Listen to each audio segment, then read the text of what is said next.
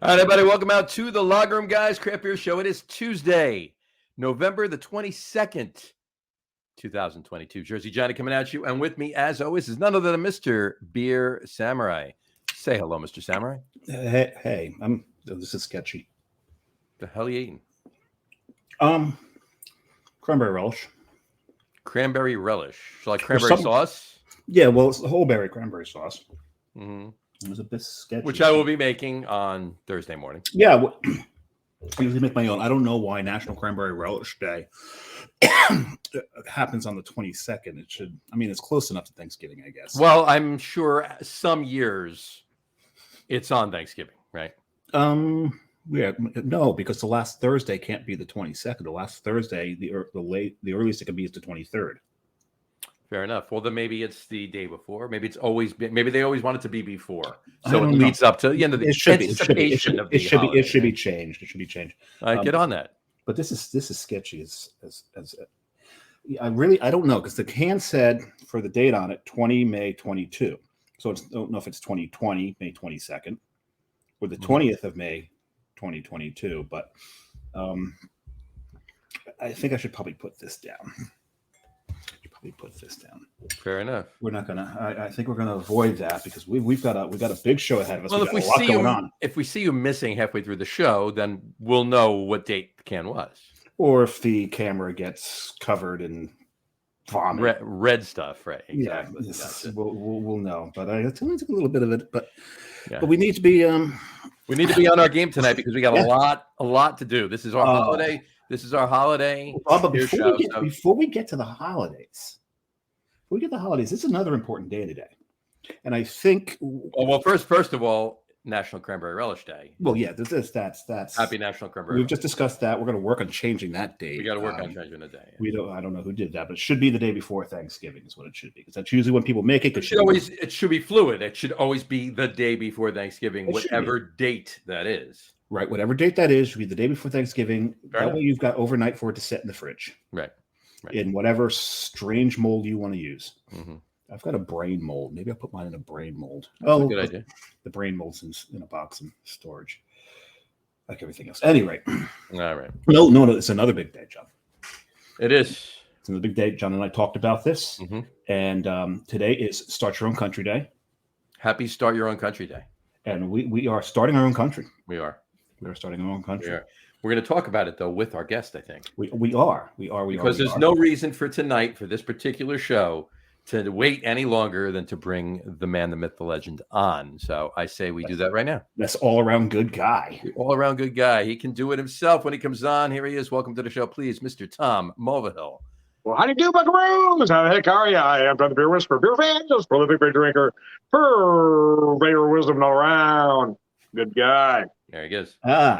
He changes the cadence almost every time, too, and I love that. That's all good. But the energy is always keeps you on your toes. Hey, it's all about that current mood, man. Yeah, you got to get that going. Well, our mood today is independence. Independence. Well, first, should we do the declaration first or name the country first? Let's name the country first. Let's talk about what we're doing here. Okay, today is again Start Your Own Country Day. So, how about it?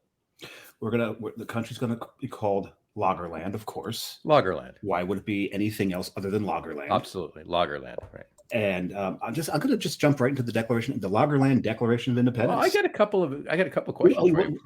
Okay, go ahead. Okay. Well, are we going to have a capital? Of course, we're going to have a capital. It's Lagerton, DC. Lagerton, DC. What's the DC stand for? Drink copiously. Like what else would it stand for? Lagerton. There we go. But it's not the largest city in Lagerland. What is the largest city in Lagerland? New Lager City. New Lager City. It's a whole metropolis. A whole metropolis. Right. Okay. And then there's Lagerville, right? Mm-hmm. Fort Lager. Fort Lager is a great place. I like Fort Lager. Fort Lager is great. Springfield, because you have to have a Springfield. Is there Lagerton Fieldville? Can there be a Lagerton Fieldville? Yeah, we can do that. And there's also a there's. So I was going to say Lagerfield, but then that's Lagerfeld. Lagerfield's something else entirely different, isn't it? Yeah, it's Lagerfeld, but that's right. But there is Mount Lager. Mount Lager. Mm-hmm. And then of course you've got North Mount Lager, East Mount Lager, and West Mount Lager. Mm-hmm. For some inexplicable reason, there's no South Mount Lager. There's no South Mount Lager. Yeah. No, none whatsoever. All right. So let's hear the declaration. Declaration. And this is something that we feel strongly about. We hold these truths to be self-evident that all beer drinkers, women and men, are created equal, that they are endowed by the brewery with certain inalienable rights, as well as beer bellies. Not inalienable rights. Inalienable. Inalienable. Okay. Rights. Oh, you're right. That is a misspelling right there. But it works perfectly. Inalienable rights. Inalienable rights, as well as beer bellies. Don't forget that among these are life, lager, and the pursuit of happiness. Mm-hmm. Right? That to secure these rights, the Lagerland government will be instituted by beer drinkers for beer drinkers, and by beer drinkers, deriving its power to govern from beer drinkers, women and men alike, so far as they are all not inebriated and don't pay too much attention to what we're doing. Right. We have gained the attention of our big beer oppressors and warned them of our knowledge of their duplicity in their attempts to dictate what beer to drink, how to drink it, where to drink it, and with whom to drink it. We rebel against beer that tastes like moose ass. There's a nod to your lexicon of curses, John. I got you. Yeah, we rebel against beer that tastes like moose ass when it gets above 40 degrees. Mm-hmm. Fahrenheit, mind you. Most beer tastes like moose ass above 40 degrees Celsius. Mm-hmm. And we rise up against their manipulative and sexist television campaigns. Although we do condone the heartwarming ones with the Clydesdales. They can keep those. I like those. They're fine. Yeah, they're nice. fine. They're good. Mm-hmm. I still like some of the old jingles from some of the bigger beers. Yeah. One beer to have when you're having more than right. One. Yeah. If they had brought the jingle, if they had gotten rid of the jingles, maybe we would have been lulled into. Lowenbrow is one of my favorites. Here's to good friends. Tonight is kind of special. The beer will hold. Must be something more somehow. So tonight. Wow, just singing that. Let it be Lowenbrow. I don't think I want to break away anymore. I think I've been lulled back into that with a lullaby of big beer. Anyway, but moving on. So for the support of this declaration, with firm reliance on our distribution networks, we mutually pledge to each other our lives, our fortunes, especially those especially fortune, considering what the cost of some of these 4-packs are nowadays, and our sacred honor, what is left of it, just keep your hands off our fucking breweries. Right? There you go. Ale is for always, lager is life, so say we all. Ale is for always. So say we all. Lager is life. So that is our declaration. This is the Declaration of Independence. Yes. Very good. And we will post that. We will post that on the website and Facebook page. And I think we need to seal that with a drink. I think we do. Get your drinks ready. Get your drinks ready. Tom, tell us, please, what are you kicking off the show with tonight? I'm starting off with a local from Springfield Brewing Company. This is the Springfield. Yes, one of our wonderful towns in Lagerland. Vintage 2021. It's last year's 5-barrel Zari Night. It is an imperial stout that's aged in 5 different barrels, then blended together. Nice. That's a beautiful thing. Sounds like a beautiful thing. There's one I had left from last year. What I'm going to start off with, and this is another one of my rants, is that that is pretty, and in proper glassware too. I love it. But I'm no first of May. Another one of my rants is that we're going to celebrate holiday beers today on the show. This is our holiday beer show. But I'm one of those that holiday doesn't start until Thanksgiving's over. So I agree with you, but I get in, we got to start there. But so in keeping with that, I'm drinking a Turkey Town from Untied Brewing here in New Jersey. And John's got it right there, New Providence Brewing. So that's where I'm starting with. John, where are you starting? Hold on one second. Speak amongst yourselves, please. Well, what are you doing there, John? I have to answer somebody here. John's getting some text. This is the problem when you're a brewery owner. is you've got to keep this stuff going. You can't stop. All right, so here's the deal. All right, as longtime listeners of the show will know, or may know, or should know. Oh, everybody, if you pay close attention right now, because John is about to break a decades-long tradition. That's very true. Very true. No, it's not. This is serious. He is breaking a decades-long tradition right now. So what I always do now, of course, one of my favorite, and you'll find out later, and if you don't know already, or now and later when we do the top three, one of my favorite holiday beers of all time, every year, traditionally, is Sierra Nevada Celebration. All right, fresh hop IPA. All right, my tradition is once the turkey's in the oven, once I get up early on Thanksgiving morning, get the turkey all cleaned, get it all prepped, get it ready to go, get it in the oven.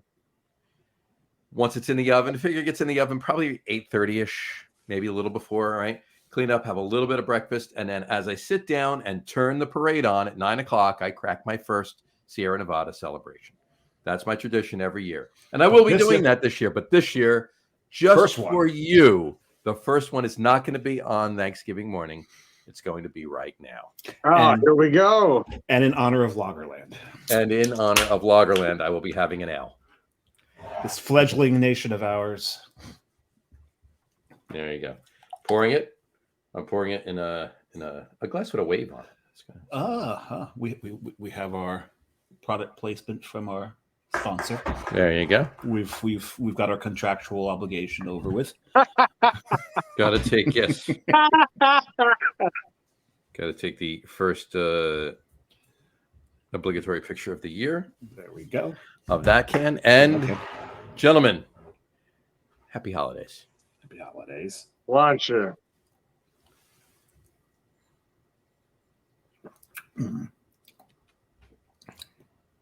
Oh. Wow. John's going to need a moment. Just give me a minute. He's going to need a moment. It's been. I normally get that, with a lot of food smells going around, happening in the morning, and the parade, of course, on TV. And look at me. I'd be remiss if I didn't do this. I still have Dave's up there. Celebration now. There we go. So, there you go. Chico, California. Chico. But not Chico. Yeah. Not Chico Resch. Not Chico Resch. Chico, California. So anyway, this beer is amazing. Look, if there is anybody out there that hears this or sees this podcast that has never had this beer, what are you waiting for? Go get it. Drink it, please. You would think I have something to do with Sierra Nevada. I don't. This beer is... This is probably one of the only ales that's going to be allowed in Lagerland. So... Oh, no. Ales are allowed as well. No, and in the royal aspect of Lagerland. The royal aspect. I see. There you go. Anyway, all right. So not all beers are created equal. Not all beers are created equal. No. Anyway, yes, yeah, they should be, but they are. But remember, all beers are created equal. Some prefer others over others. This is correct. There we go. And Gene, how about that? Gene dubbed one of the mottos of the show "Lager is life," but we are expanding it tonight to "Ale is always, Lager is life." There we go. And what was the end of the? Oh, so say us all. So say us all. Oh, say us all. So say us all. Ale is always, Lager is life. Lager is life. So say us all. all. Okay. All right. Well, I'd be remiss if I didn't put this up. Happy Thanksgiving, everybody. Gobble gobble with the turkey. This is our holiday beer show. Welcome to the holiday beer show. Welcome to the holiday beer show. We're going to be drinking holiday beers tonight. We're going to be talking about holiday beers tonight. Our top 3 listed about holiday beers tonight. But we will also be talking about holiday cocktails, holiday food, holiday movies, holiday TV shows, certain episodes, holiday music. Especially the shirt that John's wearing. And yes, so let's just not. We're going to go to TV shows right now. But now that they brought it up. Yes, you guys. I brought it up. Let me see it. And the second I saw it, what did I say? It's the first annual WKRP Thanksgiving Day turkey drop.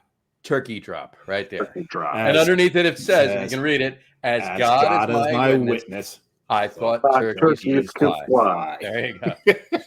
One of the greatest lines ever spoken. Oh, man. That was brilliant. You can't really see it, but right here it says, Radio personality Les Nessman reporting live. Right here. It says right there. Oh, the humanity. Oh, the humanity. That's great. They're plummeting from the sky. It's just that show. Man. Anyway, I will talk about that in a little bit. Let's talk about beers. Let's chat about beers. Beer. Oh, that's right. We're in a beer show. We're in a beer show. So, all right.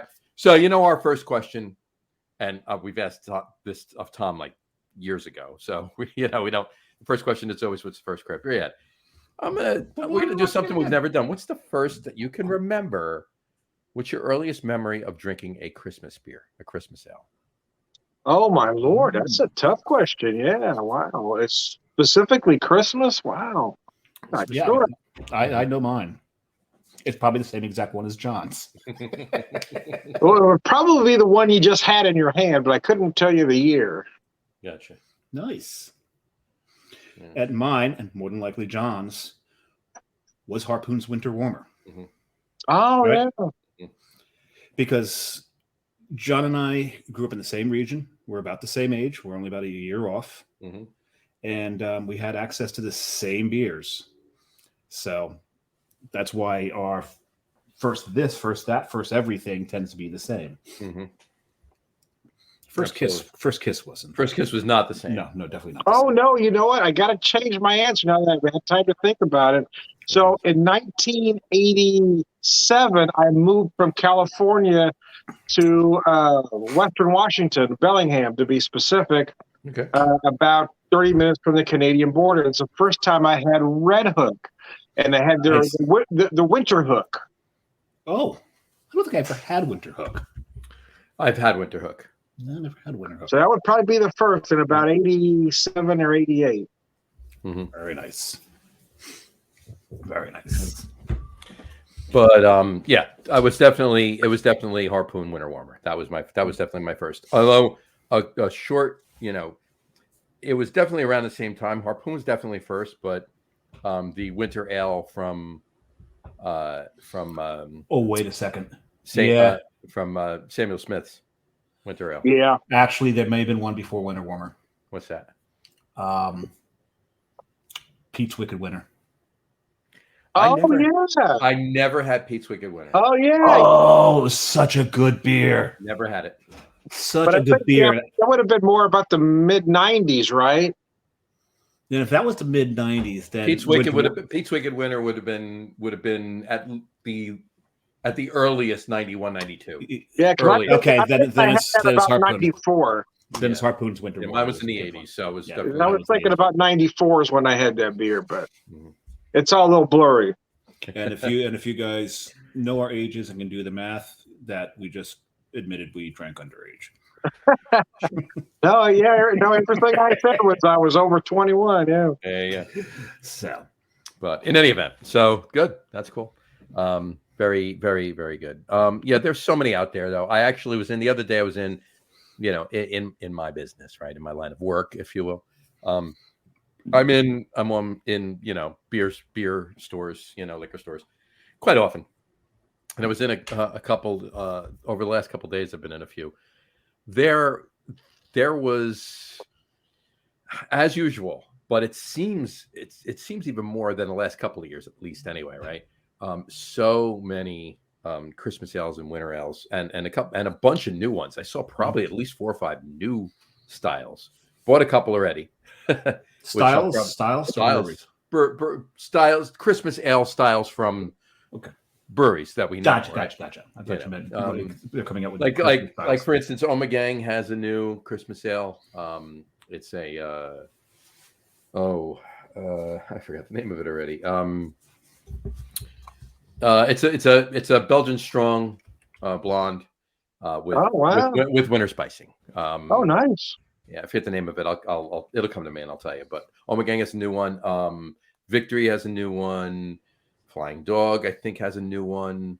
Yeah, there's a few out there, but Southern Tier rebranded their. I think they rebranded it. Is it called Floating Holiday, John? No, from Omegang. It's an old. No, that's. No. Oh, you said Omegang. I pulled up Allagash. There you go. Just while you look for that, Doug Smith just chimed in. He said Pete's Wicked Winter was the brown ale with the addition of raspberry. Nice. Nice. I never had it. I never had Pete's Wicked Winter. So you know what we're going to have to do, Dave? Well, Adoration's been out, hasn't it? Hey, Douglas, if you're still listening, I was thinking it was about 94, but I don't know if I'm right on the year. You would have a better recollection, most likely. But Brewery Ommegang has a Christmas beer called Adoration. No, it wasn't. Oh, Everything Nice. Everything Nice. That's the new one. There it is. Belgian it's a Belgian strong golden ale with cinnamon, ginger, nutmeg, cloves, and white pepper. Sounds about right. I got a 4-pack of it downstairs, and I will probably have one next week on the show. Very nice. Oh, I've got some interesting stuff to drink on the show next week that we found up. Like if you are in North Jersey, even if you're in South Jersey, New York, Pennsylvania, Connecticut, the liquor store in Boonton is a place you need to get to. Oh yeah. What they carry there is insane. If it comes to New Jersey, it is on that beer wall or in their chill chest. One of the two.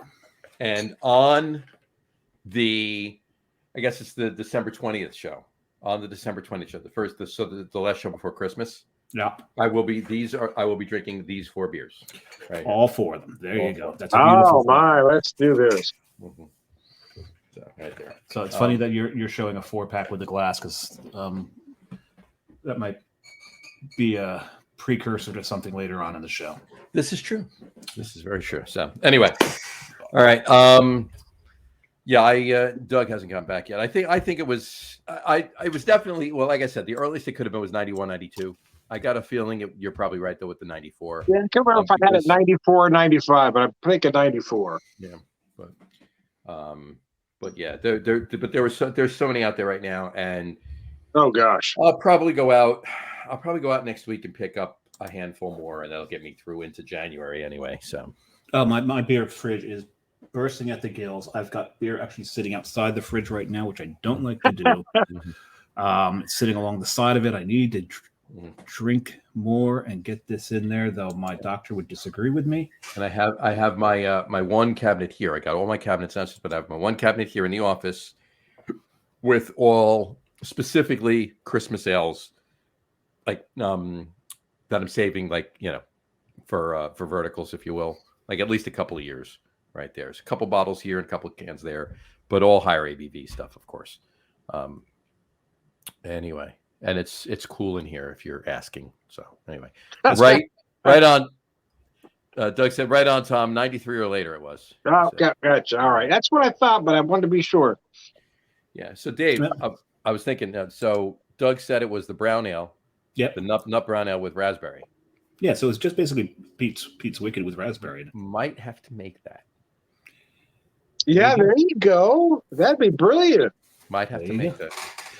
You got to start coming up with some coastal names, like Snow on the Dunes or something like that. Yeah, there's a couple that we have written down already. We have a running list of about, I think we're up to about, honestly, over 70 names already. Nice. Yeah. And we have even more recipes than that, but names wise, we have over 70. So nice. Anyway, cool. All right. Look, we're going to be talking about beers all night. We're going to be talking about beers later. We're going to be drinking beers all night. Yeah. Let's jump into cocktails, because last year, Tom, you were on the show, but you weren't on. This is our 3rd annual holiday beer show that we're doing the day before, or 2 days before Thanksgiving, if you will, Thanksgiving week. Yeah. The Tuesday of Thanksgiving. It's always 2 days before Thanksgiving. It's always 2 days before Thanksgiving every year. But this is your first of these shows. But we did a holiday cocktail show with you last year. So let's talk about holiday cocktails for a minute. All right. All right. What are some of your favorite holiday cocktails? Well, you know me. I mean, I'm all about the Manhattan or various versions of. So. When last year you had mentioned your maple old fashioned, I kind of turned it into a maple Manhattan. Right. So because I like my drink straight up, I don't want the ice in it. So it really turned out more like a Manhattan. But so I found those black walnut bitters that you had, and I used them for quite a while. I still have some left. But recently I found cherry bitters. So I've been using cherry bitters to do holiday cocktails. So I've been doing various versions of a cherry Manhattan. And then I'm going to do one for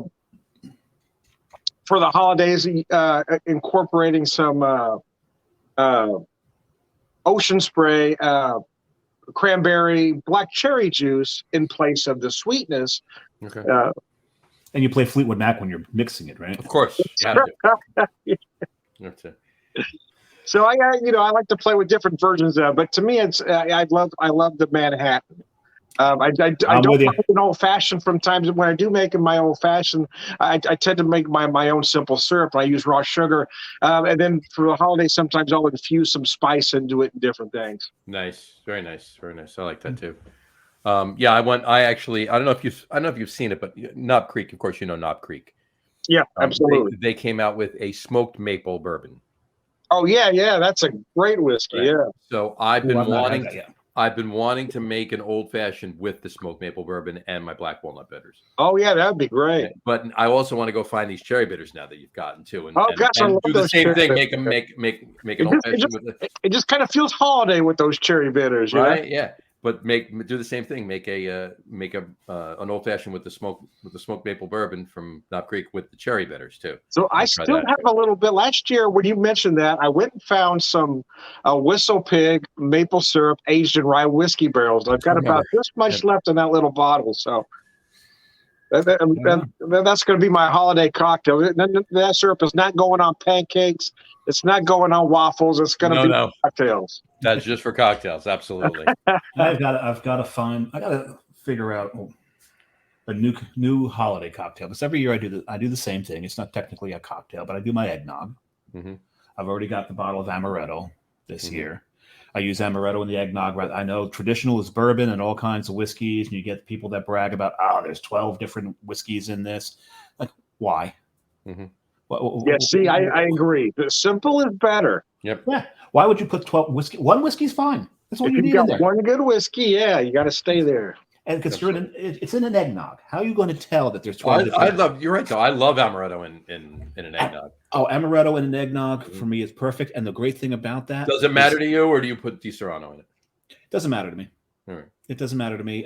There's one that's like in a more contoured bottle that I like. It's like about $5 cheaper. Mm-hmm. And the way I go through it during the holidays, it actually makes a bit of a difference. I gotta tell you, there's one out there. I needed amaretto for a recipe, and I just wanted to grab a bottle. I had my Di Serrano. I didn't want to use Di Serrano in a recipe, right? So I went out what it costs, yeah. Right, yeah. So I was in a liquor store, and there was like $10 or $11 bottle of it was like amaretto. Right. It's a roundish bottle. Yeah. No, that's not the one I have. The one I have. No, I'm just saying. But I'll tell you, I just bought it specifically for the recipe. I figured even if I dumped the rest, right, at least I'm not wasting like a $40 bottle of amaretto. Yeah. But I just for shits and giggles, I had a little of it on ice. Right. It was. I mean, for a $10 bottle of amaretto, it wasn't bad. It wasn't Di Serrano by any means, but it was drinkable. It wasn't bad, Well, the one I get's actually pretty damn drinkable. I forget the name of it. And I'm gonna look it up rather than go over to the. Well, I'll tell you something I did different last year with eggnog was traditionally I've always used bourbon. Actually, traditionally it's a rum and brandy mix, but I've always used bourbon for the most part. I usually used to put brandy in it all the time. But I tried something different last year, and because I had some Laird's 10th generation apple brandy. Mm-hmm. So I used that in place, and man, I tell you what, that was outstanding. Laird's is a New Jersey product. Laird's is literally about 10 miles from where I'm sitting. Is that right? Yeah, I didn't know that. Yeah. So the bottle that you had, John, believe it or not, the bottle you had is called D'Amore. D'Amore, right? Yeah. And the one that I get is called Gozio. Okay. Gozio. You've been to Italy more recently than I have, so yeah, it's Bigozio. And that one's actually it's not that much cheaper than Di Serrano, but it's cheap enough. But the D'Amore, I have to try that. Yeah, like I said, it's not a huge investment, and it's completely drinkable. And the other thing I use amaretto for. So anybody who makes cocoa, especially if you're gonna put it in, especially like I said, gonna put it in an a recipe, a drink. Right. But anybody who makes cocoa from scratch with the Dutch processed cocoa, right? You know, high fat, low fat, however, whichever way you like it. I like it with the high fat, of course, because I've got high fat. You know that getting cocoa to be absorbed by milk takes a ton of whisking and a very strong rest, right? The way around that, put that into the pan, put your cocoa into the pan first, then pour the amaretto into it. It just blends and melts right into the amaretto. Then you can add your milk and it'll dissolve right into it. Yeah, it just works beautifully. That's interesting. And then you get a nice hazelnut flavor into your almond flavor into your cocoa. It's fantastic. I love doing it that way. Saves all the wear and tear on the wrists from all that whisking. It's really good. I recommend doing it that way. I like that. I'm gonna have to try that. That's awesome. I gotta try that. Take notes, people. Take notes. Yes. Take notes. A lot of wisdom, and Tom's not the only purveyor of wisdom tonight. No. Let me throw this up. We're about three comments now behind from Doug commenting in. So Doug said Tom's cream sherry riff replacing vermouth is very clever. Oh, thanks, man. I appreciate that. Yeah. He also said, I was just catching up on some Doug comments. Here goes. He also said, Guinness has an old-fashioned ale aged in bourbon barrels with orange and cherry. It's amazing. Retailing for $20 4-pack. I haven't seen that in my neck of the woods, man. I haven't seen that yet. Yeah, I'll have to pick that up. I'll give that a try. Why not? Yeah. That's awesome. An old-fashioned ale. They Founders did something similar to that too. And you know what else Founders did too? They called it it was bottled after an old fashioned. It was bottled after an old fashioned, yeah. Yeah. But you know what they did too? I just saw it today. It was French toast bastard. Oh, I saw that, but I haven't seen it in stores. I saw that. I saw it today. I didn't. I'm gonna pick a 4-pack up of that next week. Nice. It's cinnamon, vanilla, and maple, dirty bastard. So, my God! Aged in bourbon barrels. So bourbon barrel. Oh man. So I'm gonna have to break down and get a 4-pack of that. So. Yeah, and Dirty Bastard's not a bad beer whatsoever. Not really.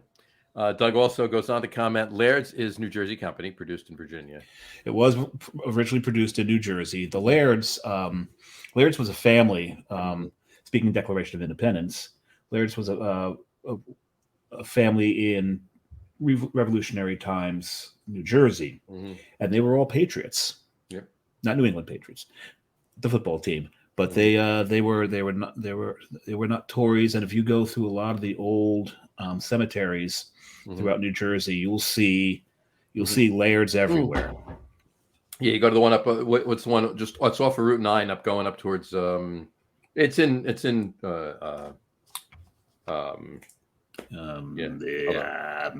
Well, I mean, it's in Freehold. I'm just trying to think of the name of the section. I mean, Freehold is like half of Monmouth County, and there's 19 sections of the town. No, it's only about a quarter. Middletown is half of Monmouth County. Yeah.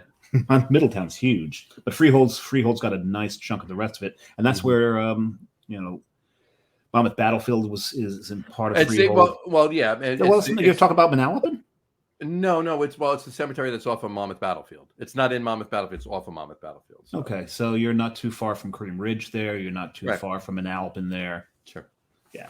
So, but anyway, so Laird's is in. It was in the Scobeyville section of Freehold, and more. And we've talked about that and what Carton did with their with the Applejack barrels, but yes, now it's produced in Virginia. But quick fun fact, if you will, Laird's, before the craft distilling revolution started in New Jersey 9 years ago, in 2013, of which we know the people that actually started it again. But which we're good friends with them. But they wound up getting the first liquor distilling license, craft distilling license in New Jersey since before Prohibition. The most recent one given out in New Jersey before theirs 9 years ago was Laird's. Yeah. And then Doug said he'll shut up now. Nah, you're not. Never shut up, Doug. Keep them coming, Doug. Keep them coming. So all this talk about these Christmas. Okay, so I'm done with Thanksgiving. I'm going to move on to Christmas now. I finished mine too. Just want to throw the glass up there again. See, there. Okay. Oh, look at that. Look at the lacing on that, by the way. That's beautiful. That's beautiful. Gotta love it. So, look at the color of this thing. It's actually redder than the camera's picking up because we're getting a reflection off of it. So, why don't you tell everybody what it is? So, this is a cranberry apple cinnamon lager. It's called Holly Dots by Toppling Goliath. It is a special edition, limited release. Is it Holly Dots or Holodots? Holodots? Holy Dots? Oh, it's like holiday, Holodots. Holodots? Holodots. I don't know. I'm asking you. I don't know. Why? How could I know as much? I know as much as you do. Yeah, sure. But this is so with all these flavors we've been talking about, all these holiday flavors, it was time to move on to this puppy. There you go.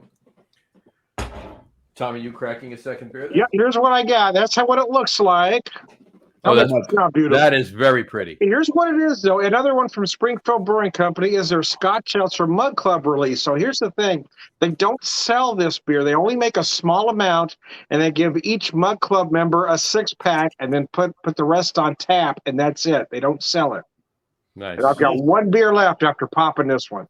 It is 8%, I believe. Mm-hmm.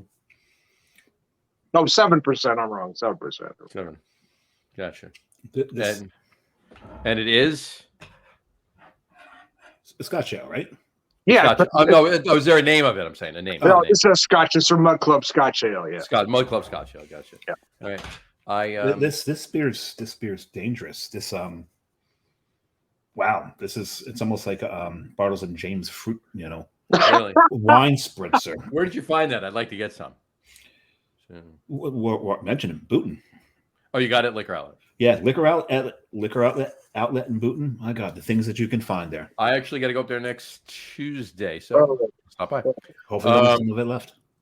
Which we got my second beer, the aforementioned Harpoon Winter Warmer. Harpoon Winter There Warmer. it is. There you go. Oh, the label's all white this year. Green. It's not. It's usually green with the white triangle, diamond, whatever.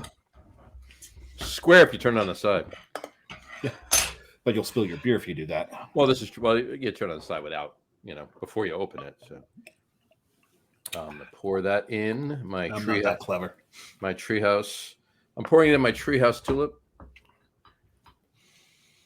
No, yeah, this is my shilling lager glass. There you go. Because I figured I am using yet another Springfield Brewing glass. How many Springfield Brewing glasses do you have there, Tom?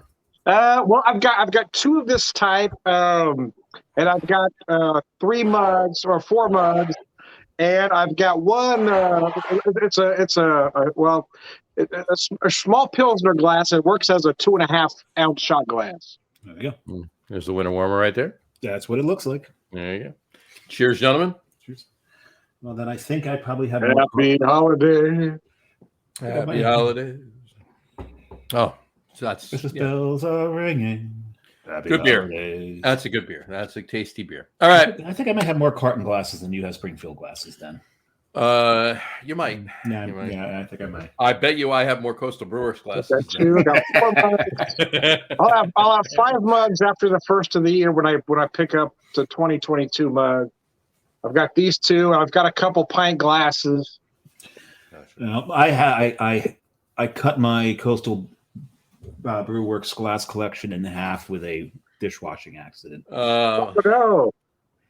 And I told Carrie, I'm sorry, I broke your glass. There you go. So who do you have to know to get one of those glasses? Some guy. I'll have to give him a call. Yeah, Tom. Who do I got? Don't talk. By the way, do I have to kiss to get a glass? See, there's one right here sitting on the desk every day. It doesn't move. It sits right here. Right here. Right there. Right there. It's a prop. That's all it is. Right there. Anyway, we're actually making a couple of the glasses too. We're making the please make one of these. Please make one of these. You know what? Let's put it this way: we will make them, but we will make them when we open and we have lucre taps to pour our lagers in. All right, because right now it's not lucrative to do so. It's not lucrative to do that. Exactly. You see what I did there? I see what you did there. But no, we're making some tulips and some other stuff too, so we'll have them. Awesome. But anyway. All right. A couple other things on cocktails. Just even. Oh, that's right. We were talking about cocktails. Even liqueurs. All right. There's one that it's one of Jess's favorite liqueurs, especially to get around the holidays. Have you ever had it? It's Ferretti's biscotti liqueur. Have you ever had that? No, I have not. It's not had that. So ridiculously good. And it's one of those liqueurs that you can literally sit there and just keep drinking it, and the bottle's gone. Get drunker and drunker and drunker, and not even realize it, and then the bottle's empty. Oh goodness. The one liqueur that I've always wanted to get during the holidays, I never remember to do it because I think it would make a fantastic cocktail if you use the right bitters, the right supporting ingredients. Would be Pimm's. Okay. Right, No. Sorry, Boggs. Pimm's is the pomegranate. Pimm's is pomegranate. Yeah. Yeah. No, Boggs. Boggs is the cranberry liqueur. Okay. Okay. I haven't seen that. Okay. I don't know if they still make it. I'm not a big liqueur guy. I haven't seen either of them in a while. No, I see Pimm's all the time. I haven't seen Pimm's in a while. Pimm's is still out. And I haven't seen Boggs in even longer than that. Pimm's here. No, I don't think they make Boggs anymore. But there are many distilleries that do make it. So, well, they'll make their own cranberry liqueur. Yes. Yeah. So it's not Boggs. It's cranberry liqueur. Yeah. Yeah. I mean, there's a lot. No. Boggs is still being produced. Oh, the bottle's fancy now. Oh, look at that. But I love that big wooden stopper that it used to have. Yeah, it was kind of cool. Yeah, now they've made it a little sleeker, a little nicer. So I'm gonna have to find me some Boggs to make a. So Tom, if you had a cranberry liqueur, okay, what would you do with it? Would you now? One thing obviously would be to use it rather than the vermouth in a Manhattan. That'd be my first. That's the obvious. Yeah, I would definitely try it in a man, but I need to know the acidity level, the sweet, because you got to have that right balance of both. That's why sweet vermouth works in a Manhattan. You got the sweetness, but you have the acidity. That's why the cream sherry works, because again, you've got that balance of the acidity level. So as long as that cranberry liqueur wasn't too tart, you had to have that. You got to have that right balance. Mm-hmm. Yeah, I did that. If you recall, Tom, on that the one Friday night show that you did when I popped on, I did a Manhattan with Amaro and bourbon. Yeah, so I've been doing, I've done that too since, because I have that J. Rigger's Cafe Amaro, so it's an Amaro that's infused with coffee, and I use that, and boy, that makes it nice. I don't know that it's technically still a Manhattan, in all honesty, but it does make a very nice. It's a beer whisperer type cocktail. It makes a very nice digestif though, because you've got the whiskey, you've got the Amaro, the coffee. It's just a perfect after dinner cocktail. Yep. The way I look at it, if they can call a chocolate martini a martini, you can call it a Amaro Manhattan. Yes, an Amar Hatton. Well, let me show you guys. I haven't opened this bottle yet. I didn't know if we're doing any liquor tonight, so I didn't open it yet. I'm planning on doing a little after. I may have something. I picked up 2 of these back in September when my wife and I took a little anniversary trip. Oh, please, you're not going to twerk on the show. But what brought this out was it's Kraftwerk, Copper and King's Kraftwerk brandy, but it's not the way you were holding the bottle and the way it was lighting. All we could say was twerk. In 4 hands Scar vanilla barrel. Kraftwerk, not twerk. Not craft twerk. Okay, work with me, guys. All right. So we got Tom I actually made several versions of a Manhattan using the first bottle of this. That worked absolutely brilliant. Because you've got those big imperial stout notes, you've got a lot of vanilla running through the brandy. It just changes it up completely. Yeah, I can imagine. Wow. So if you do some liquor, I'm going to open this for you guys because I haven't opened the bottle yet. Right, well, I'll show you this too. This is I haven't opened this bottle either, and I bought this a little while ago, and I figured this would be the time to do it because it's basically a pre-made old fashioned. Okay, it's a smaller bottle. It's just a 375, So it's an old fashioned made with whiskey with natural flavor from Garden State Distillery in Toms River in New Jersey, right over here. Oh, nice. Right? Okay. All right. And so I've been wanting to open it. I figured this would be the perfect time to open it because I want a little bit of it. I don't want a lot because I'm drinking 4 beers tonight. And obviously the last couple are going to be a little bit bigger. But I'm drinking 4 beers tonight, but I want a little bit of this. And it's an old fashioned. It's a way to round out the night, so to speak. But because Thursday's Thanksgiving and we eat turkey on Thanksgiving, and turkeys are, birds, if you will, fowl. Okay. Not the national bird of Lagerland, though. Not at all. But this would be the national bird of this Lagerland. might be the national bird of Lagerland, right? Yeah. But the name of this from it's number one. Number one. Everybody's number one, right? But this particular old fashioned whiskey from Garden State Distillery in Toms River, New Jersey, is called Proper Cock. So there you go. Too many jokes. My brain has short circuited. It's a proper cock. I feel like it's a proper cock. That is one proper cock. I feel like what was it? Beavis on the episode where they told them they couldn't do fire anymore. Anyway, there you go. So proper. If we do get there, I'll be opening my proper cock later. Oh, yeah. We're all looking forward to seeing it. All right. No, when we get there, I'll be partaking of the Basil Hayden Dark Rye. Oh, nice. There you go. So, how do you like that Dark Rye? I guess we could talk more about it later, but it is. Oh, John's had it. We both got it on the recommendation of Matt Patensky. Mm-hmm.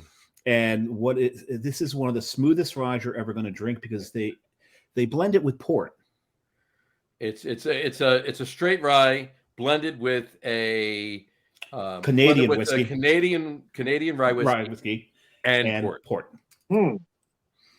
So you got your Kentucky rye, your Canadian rye, and port though. And port.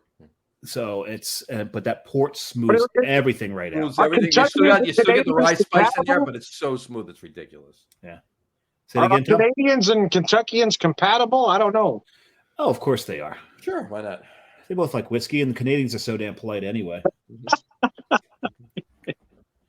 You've heard of Canadian bathroom wall graffiti, right? Your mother is so nice. Your mother is so nice. Right. And I mean, this is a holiday hat, a Christmas hat, a Santa hat, whatever you want to call it. But I mean, somebody might look at it and think it was a toque. A toque. Oh, you hoser. You're a hoser. Take off. Yeah. I was trying to get that. You're too fast for it. Well, John and I are still trying to figure out how to work in and a beer into the show. We're going to try to get Geddy Lee on the show to help us out with that. There you go. Take off. All right. My first arena show, I was 15 years old in 1980, was Rush. No. My first arena, it was in Anaheim, California. I was 15 years old. Yeah, 1980. My first arena show, I was 16. Mm-hmm. And John's heard this story before. It was 4 bands. It's called the JFK Jam. Yep. The Hooters opened, and a lot of the country has never heard of the band The Hooters. But if you had a huge concert in Philadelphia during the 80s, the Hooters opened every damn show. They opened the Hooters were good. I like the Hooters, but they opened. Like the Hooters. I think they opened 6. They were kind of a one-trick pony looking back. I mean, they were a bit of a one-trick pony. They had pretty good. They had about 3 or 4 hits. Yeah, but in this area specifically, every song sounded exactly the same. Very similar. Very similar. There's a couple. I play one whenever I host a trivia night, especially right around Halloween, and I did one this past Halloween. They did one song called "All You Zombies." Yeah, love it. And that's certainly not. Well, no. And we danced was their biggest. And we danced was I think their biggest national hit, but in this area, "All You Zombies" was the anthem. Right. But I really think they would open like 5 shows a night. Mm-hmm. And they just keep moving on from tour to tour. Yeah. But no, they opened up. The next one that came on was Santana. Right. Oh my gosh! Wow. Now this is the number 2 band of 4. Third band was The Clash. Uh-huh. You know who headliner was? The Who. Oh, my. Wow. The Hooters, Santana, The Clash, and The Who. The Who. That is an awesome first concert. This is my first concert. I would argue that The Clash should have been playing before Santana, but I would too as well. But what was interesting was watching the crowd change, because when the Hooters were on, you had all the kids with their collars popped, but it was like Izod's, all Izod's. The girls with their leg warmers, right? Everyone's wearing jeans, but that's the way they look. Then again, when you get to Santana, everyone's wearing jeans. Right. But now you've got peasant shirts, but the girls are wearing like long skirts and stuff like that. There's a lot of unwashed hair and a lot of reefer going around at this point. There you go. I'm 15 and someone hands me a joint in red rolling paper, and I look at it and give it to my brother. He looks at it, gives it to the guy next to him. We did not partake because we didn't know what the hell was in there. Then when the Clash come on, you've still got jeans, but now you've got like big work boots, leather jackets, studs, mohawks, and there's still reefer everywhere. Right. And then when the Who comes on, it's back to it's still jeans, but we're back to polo shirts and t-shirts and concert shirts and collars not popped. And that was a hell of a show. But yeah, that's set the bar pretty damn high. I just came to the realization that I'm must be a few years older than you guys. Yeah, they're just maybe one or two. Just one or two. The three of us are within 2 or 3 years. The three of us are within 2 or 3 years of each other. So a lot of those things. Like my first arena show was 1982 at Anaheim Stadium, and the four bands playing were in exactly this order. Listen to this: Iron Maiden, Scorpions, Loverboy, and Foreigner. Oh wow, that's a great show. That's another great show. That's a great show. That was a little weird. Tom, doing the math, I think that puts you 1 year older than me. Okay, and I'm 1 year older than Johnny. And my first arena show was 1982 as well, and it was actually I kudos to both of you for both of those first arena shows. My first arena show was Journey. Still very cool. Greg Kinn opened up. Oh, they don't write them like that anymore. I saw Journey. I saw Journey in 1986, I believe it was. You raised on radio tour. I saw him on that tour too. At the Long Beach Arena. And Glass Tiger opened. Oh my God! I forgot about Glass Tiger. Okay, no, actually, I Jufria first, then Glass Tiger, then Journey. There you go. Okay. Well, we are a drinking show, so we should probably get back to doing some drinking and talking about drinking. And Tom never finished answering my question. What was that? So this cranberry liqueur. Mm-hmm. Yes, of course. The first knee-jerk reaction is to try Manhattan. What else would you try with this? Well, yeah, I would play around with I mean, the obvious answer is the old-fashioned Manhattan. You want to start there. Cranberry liqueur, I would definitely try it as a martini as well. You guys know I'm a bit of a cocktail purist, but but here's what I want to do different with a martini. You think gin or you think vodka, but I would use a moonshine product. You kind of a martini. That gives you a little more flavor to blend that cranberry liqueur into. See, I like that. Now, I'm thinking my thought to do with it would be something akin to a martini. So let's face it, like your lemon drops, your Rickies, they're just like a martini with fruit. So we're thinking along those lines. I would have done vodka, Pimm's, and some lemon juice. Mm-hmm. I mean, Boggs and some lemon juice is just enough to brighten it up a little bit. Mm-hmm. And that's about it. That's what I would have tried. Well, nice lemon peel garnish. Okay. Yeah. Yep. Or you take a spear, you get a lemon peel twist around the spear with a cranberry on either end of it. Yep. There you go. Nice. You got a beautiful thing going there. Very nice. Very nice. John, what would you do with the cranberry liqueur? Oh, geez. Because I know you because John loves his gin. Mm-hmm. Yeah, I mean, I guess you got to call it a martini, but I would probably just mix equal parts of the cranberry liqueur and gin with a little lime. Little lime, yeah. So I'd call it a cranberry Ricky. You call it, yeah, you can do that. That's what I'd call it. You can do that. A quickie. A quickie. A quickie. Nice. Not a ququickie. Quickie. But drink too many quickies, it'll lead into a quickie. A quickie, yeah. if even at all. Oh my Lord. John, I heard someone use the phrase once when I asked about something along those lines. It said it was like trying to push a marshmallow through a keyhole. I've never heard a more accurate description. There's a local distillery. There's a local distillery in New Jersey. It's up in Passaic County. In fact, I think I still think they pretty sure that they don't do any of their distillation up in Passaic County. I think they still do it out in Kentucky, and they bring it and blend it and bottle it in Passaic County. But one of their titles of one of their whiskeys is Whiskey Dick. Oh yeah. How did I know you're going there? Yeah. Okay. We've already talked about proper cock, so exactly. So yeah, I didn't open my proper cock yet. Alec mentions on this show. Mm-hmm. We're gonna break a record. We've already hold on. Have I showed you my pens? Anyway. That pen is very nice. This pen is very nice. That pen is this long. Anyways, remember what was it? Celebrity Jeopardy. The penis mightier. The penis mightier, right? So I've moved on to my third beer. Trying to get this. Let's try to class up the this podcast a little. Go for it. And what is your third? This is not going to class it up.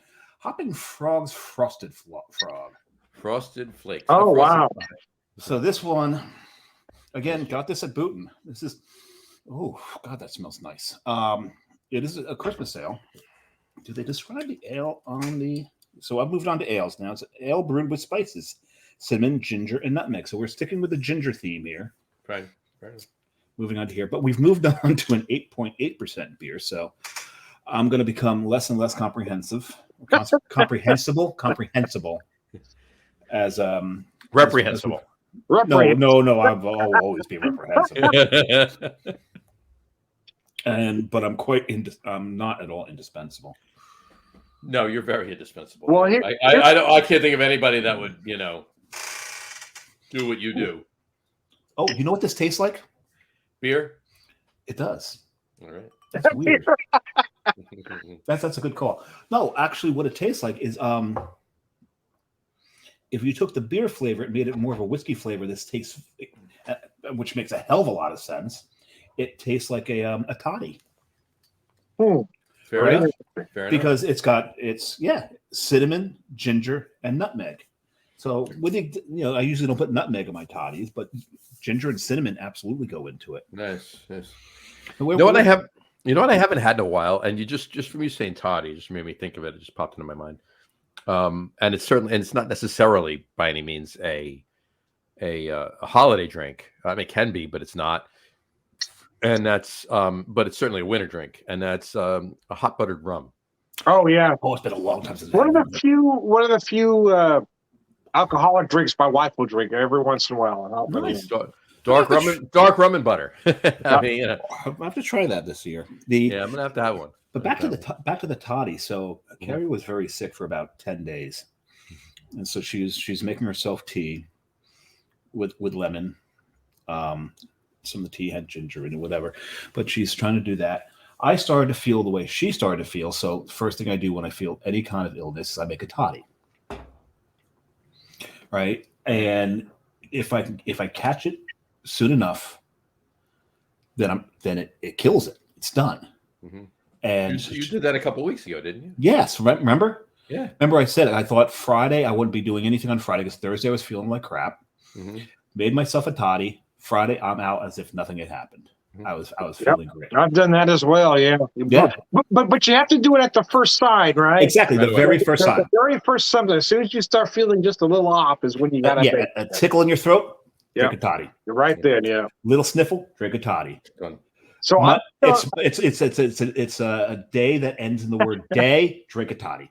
That's right. Any day that ends with the letter Y. Yes, that's right. But so Carrie asked me, she's like, "Well, I've been drinking the tea. The ingredients aren't all that different." She goes, "Other than the whiskey." I said, "Well, here's why. Because it's like you're sitting in the bar, and there's the virus at the bar causing all the damn trouble, and you've got honey there, and the honey's going, well, we should go talk to him. But let's be nice about it. Let's be sweet." And I see what you did there. You see what I did there? And then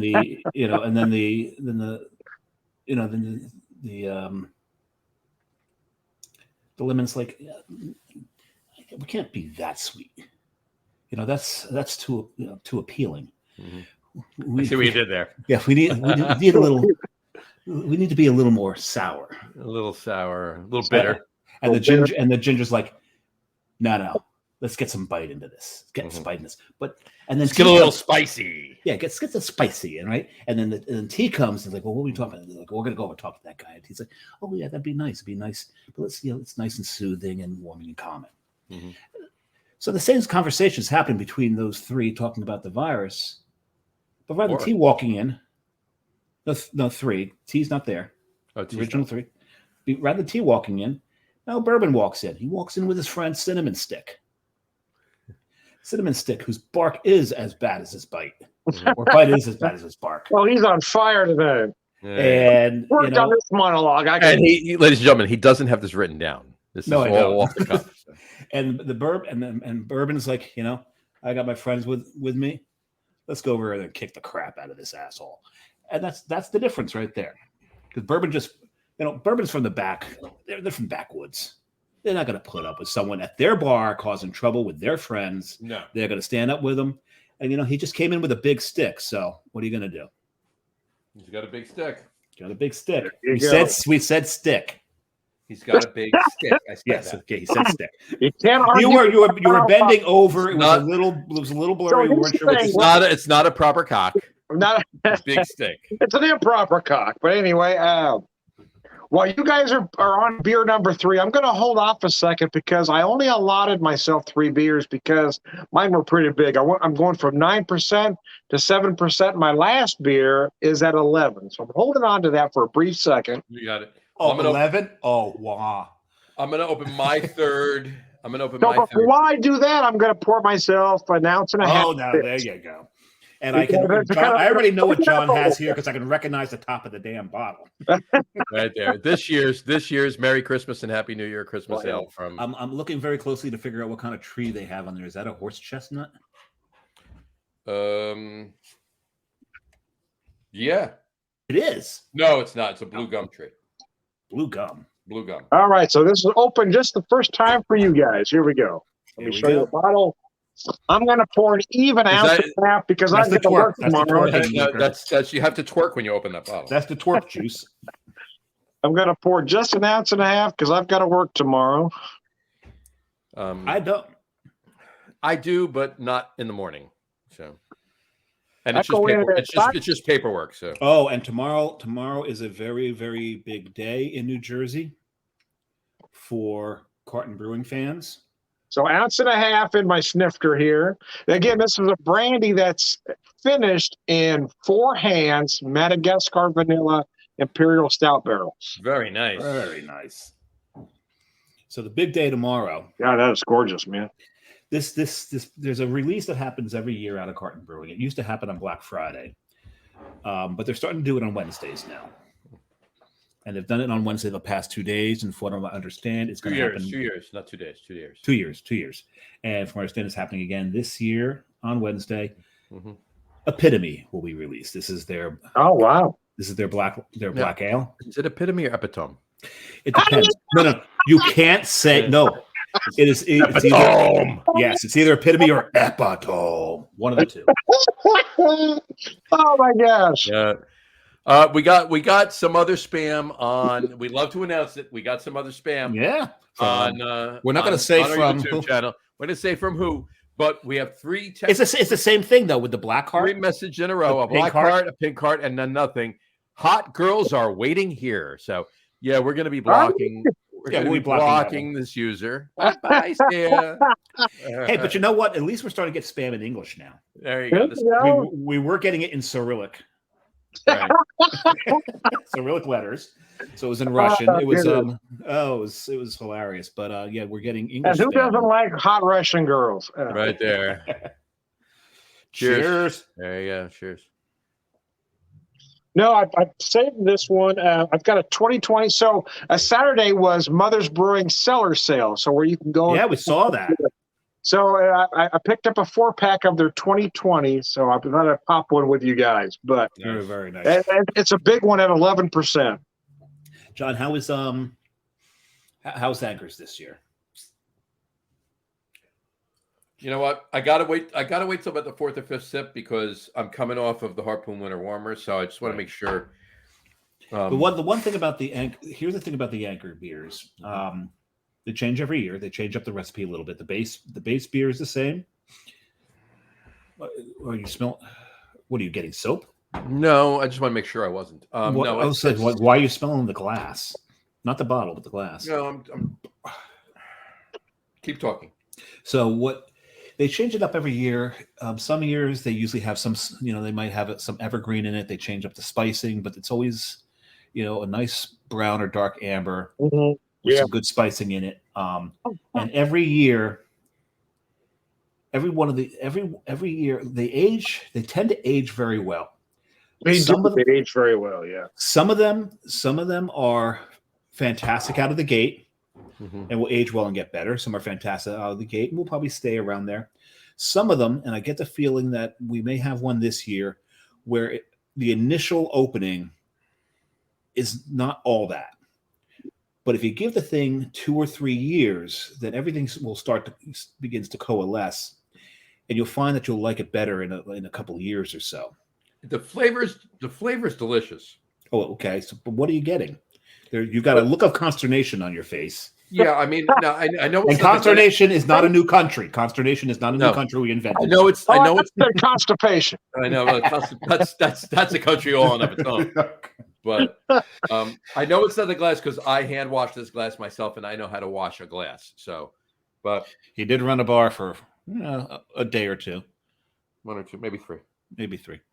But yeah, there's an interesting. I'm trying to think what it's not bad by any means. I'm trying to pick it out though. The aromas. There's something in the aroma that's it's not bad by any means, but it's different. And I'm trying to pick out what it is. Is it maybe their evergreen edition this year? I mean, it very well likely could be the tree. Yeah. Yeah. It's possible. Because sometimes it's spruce, sometimes it's pine. But like in any of that flavor that I would get in the nose, in the flavor, and it's delicious. But yeah, I would say that this is gonna benefit from sitting. I mean, I'll have another 1 or 2 of these, but then the rest of them I'll sit on.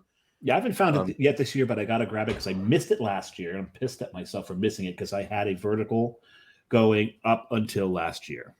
I have. Oh yeah. I have a Magnum from 6 years ago.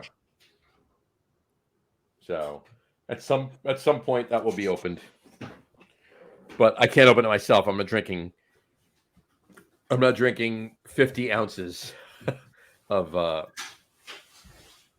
Anchor Christmas in one sitting anyway. So well, just invite Tom and I over. We'll take care of that in a few minutes. Yeah, well, I think we'll do it at like a Christmas party at, I don't know, maybe a brewery or something like that at some point. That's a possibility. If only we knew a brewery that would allow us to do that. Yeah, something like that. But in any event, so yeah, no, it's definitely drinkable. The flavor is delicious. There's just something, and it's probably something from the tree. It's probably something from the evergreen they use. And when you add something like that, sometimes it takes a little bit to incorporate itself in.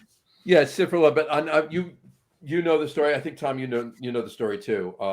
We did a vertical 9 years ago, 2013. We did a vertical, an 18-year vertical. We did from 96 through 2013, an 18-year vertical of Anchor Christmas. And I got to be honest with you, the best year of all 18 was 98. So a 15-year-old beer was the best of the of the 18 of them. I don't think my vertical goes back that far. No, my vertical only goes back into the 90s. Yeah, that was definitely good. So. But anyway, so it's delicious. Let's continue. All right, let's talk about some food. All right, food. Food. We've got the biggest food holiday coming up, don't we? We have the biggest food holiday coming up, and I'm as big a foodie as I am a fan of the alcoholic beverage. So. And I'd be remiss if I didn't say at this particular point in time that this holiday, in just coming up in 27 and a half hours roughly, is my favorite holiday of the year. It is mine too. Thanksgiving is my favorite holiday of the year. It's everything that Christmas is without all of the stupidness and craziness, right? Yeah, without all the commercialism. There you go. That's what we're going to say. Without all the commercialism, right? And without Mariah Carey. And this is true. Well, look, you gotta resign yourself to the fact that you're going to hear that song at least 30 times over the next month. Not if you don't turn the damn. If you stay out of every store, stay out of every store. I never turn on the radio anymore. No, you just want to hibernate for a month. You won't hear it. But other than that, you're going to hear it. Well, I know you guys have heard me tell this story time, and so I don't want to beleaguer the point, but you guys know we lost our son Seamus to cancer, and this was his favorite holiday. Him and I would plan the menu for literally months. I mean, it was a big thing for him. So we would, the last few years, it kind of, some years are better than others. This year, both my wife and I are kind of struggling a little bit, but we do enjoy Thanksgiving more so than Christmas, although I love what Christmas should be about, but although it doesn't seem to be about that. But Thanksgiving is special for us because and this year's just going to be her and I. So it's just about not preparing an elaborate meal, just a nice meal for the two of us. Yeah, that's nice. Right. And I would be remiss if we did not mention, speaking of loss, Shadow. Well, see, that's another thing. Shadow was my, I mentioned, Shadow was my cat soulmate, right? We had Shadow for 15 years. She was almost 16. When Shadow was a kitten, she wasn't that typical snuggly kitten, right? She hated everybody. I mean, attacked them with a vengeance, except me. She only liked me for some reason, and we never quite could figure out what that was. At that time, there was a 2000 ice storm in Springfield, Missouri here, and we weren't in our house. We were staying at this, like extended stay place. And then we had steps going up to the bedroom, and she would wait till I was going to bed at night, and then you'd see those little cat legs going up the stairs, trying to catch up to me, and then she'd hop in bed and snuggle right between the wife and I. And then we went to get Shadow fixed along with 3 other cats. The whatever they are, the assistants were bringing the cats back out to me after we got them fixed. And it's, these cats are so sweet. These cats are so sweet. These cats are so sweet. And the 4th one is bringing Shadow out, holding her like this, like Bill the cat. and I kind of chuckled. She says, "Oh, no, this cat's not like the other ones." And I started laughing. She says, "No, I'm serious." I said, "No, watch this." And I went like this, and that cat hopped in my arms and started purring. That girl just shook her head and walked away and said nothing. So this cat is not, and that was Shadow's story. This cat is not like the others. Yeah. But something happened about 5 years ago, and I don't know what it was. And she went from being the meanest cat on the planet to the happiest cat on the planet. She loved the grandkids, loved everybody, just snuggled with everybody. But the last 3 weeks, I think she knew something was happening because she got even more clingy. Every time I was in the room, she'd be up on my lap. And anyway, I know I've talked a long time, so I want to wrap this up. But thanks, guys, for bringing it up, because that's another thing that makes this particular Thanksgiving a little rough, because grief compounds, right? The loss of Shadow brought up the loss of our son Seamus again, and grief doesn't stand alone; it compounds. Oh yeah, but for your loss, yes. It's right for running along there. I know I was going long, but I get on. No, if I wouldn't have brought it up otherwise. No. All right. No, absolutely. No, please. I mean, look, we all have lost pets. And the worst thing about dogs and cats, the only bad thing about them is that they just don't live long enough. Yeah. Right. That's the worst thing. But well, the way I look at it, they leave room for you to open your heart to another one. Yep. Yeah, and I'm struggling with that, to be honest, because we've talked about that. We've got one cat left, Eddie. So Eddie is kind of bonded with my wife, but Eddie was Seamus's cat. So the loss of Eddie is going to be the hardest of all. Right. And Eddie is 15 as well. So well, you give them nice long lives, don't you, Tom? we try really hard. Yeah, that was probably the longest cat I ever had, and I can't even say that I had the cat. Right? Wait a second. You mean the period you had the cat was long? The cat wasn't long. It was the longest cat I ever had. It's like the dachshund of it was like a fucking weasel. I tell you, this cat was long. It was a fucking weasel. Yeah, I think you may have had a ferret, John. Right. It was a ferret, right? But no, this cat Rascal, right? Rascal. And whatchamacallit, it was our cat for the longest time, and then of course it stayed when we got divorced, but it stayed with the kids and everything else, and then I saw it, whatever. But when it was 16, cat lived to 16, but it was the most not that, all right, I'll say this, not that this happened, but I'm making a point in this. Like, kids could pull the cat's ears and tail, and it would sit there and let them do it, and then lick. That's unlike a cat. Yeah. So they didn't do that. I'm just saying that's how docile and how loving this cat was. It was an amazing cat. Absolutely. So that one was hard, but there was other, and there's other pets, but let's digress. We need to brighten this up a bit, right? Let's digress. Tom, give me a digress. Come on.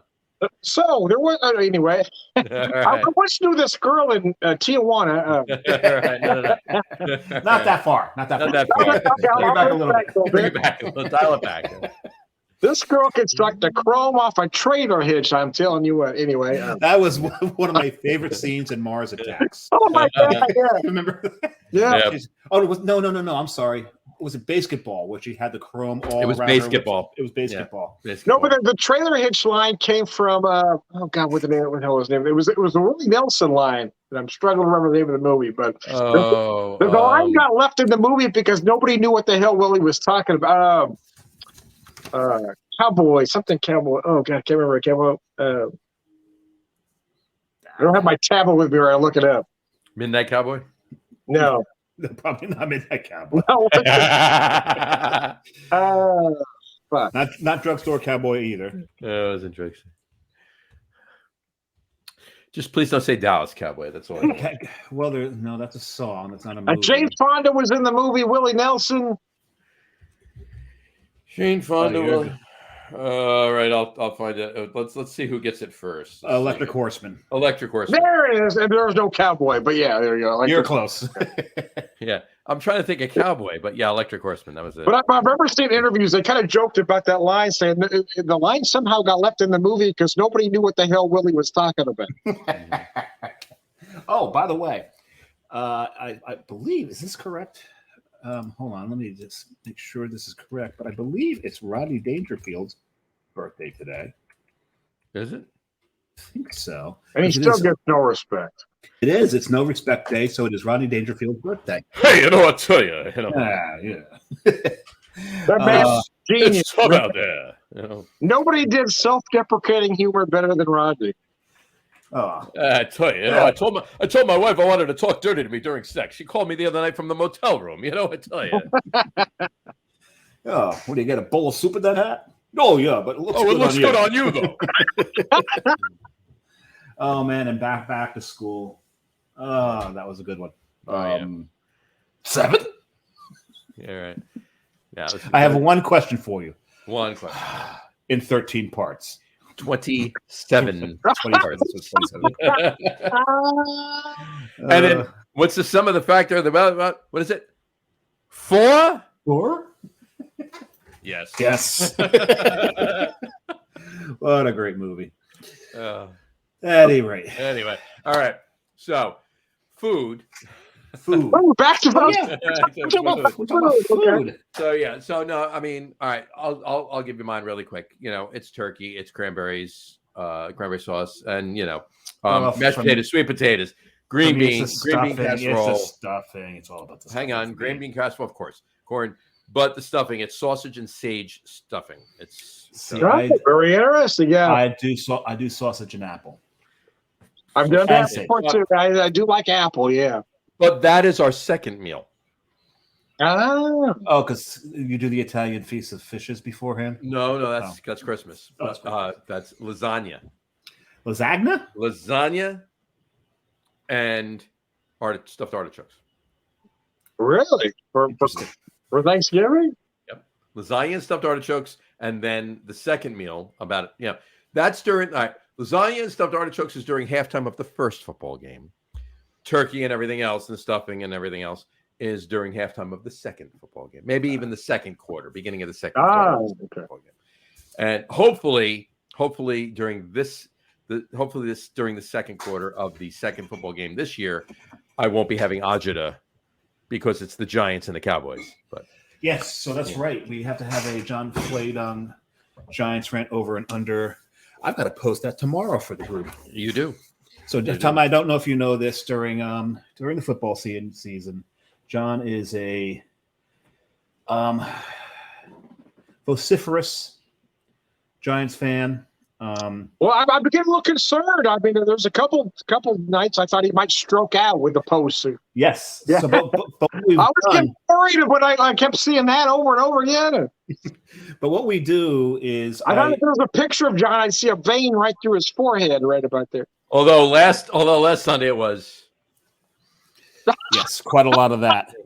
So based off of his, I don't mind that one, but that one is bad. He's showing a pool emoji thing, and one side's got a smiley, one not so much of a smiley. But he gets so entertaining with these things that with a lot of our mutual friends, without John's knowledge or him knowing what's going on, we do a John Flayed Giants rant over under, where I pick 3 categories a week. It changes up every week based on what the game might be, and some of the things that we've heard John say in the past or post in the past. Mm-hmm. And I put an over and under for these 3 different categories, and the guys all then give their over and unders. Right now, there is a tie for first place between David Campanile and John Donovan. So they're in first place. James. Well, John Donovan had an unfair advantage. No, but you know what? No. He actually went to the game with me. Yes, no, but it didn't work because he actually lost a point and fell back to a tie with Campanile. Really? He had first place by himself. All right. So I'm going to open my next beer, and Tom, I pulled this bottle opener just for you. There you go. I don't think she's from Tijuana. Oh, here we go. Well, as long as you're doing that, I guess I'll pop my last one as well. I'm about halfway through this beer, so before you finish that one, I'll finish my other, and he's gonna have his 5th, and then we can have some beer. There you go. So. There we go. But this one, we're probably going to hear about pretty soon again from me. I'm pouring this into a tulip because I do not have a chalice, which is probably the appropriate glassware for. I do, but it's in a box. Say it with me. In storage. In storage. Right. In storage. You're still in storage? Oh, I got so much stuff in storage right now. But it is. At least it's not in steerage. Oh, yeah, steerage would be bad. What year is that? Oh, my God. That is this year's. Where did you find a bottle? Oh, my God. In Booton.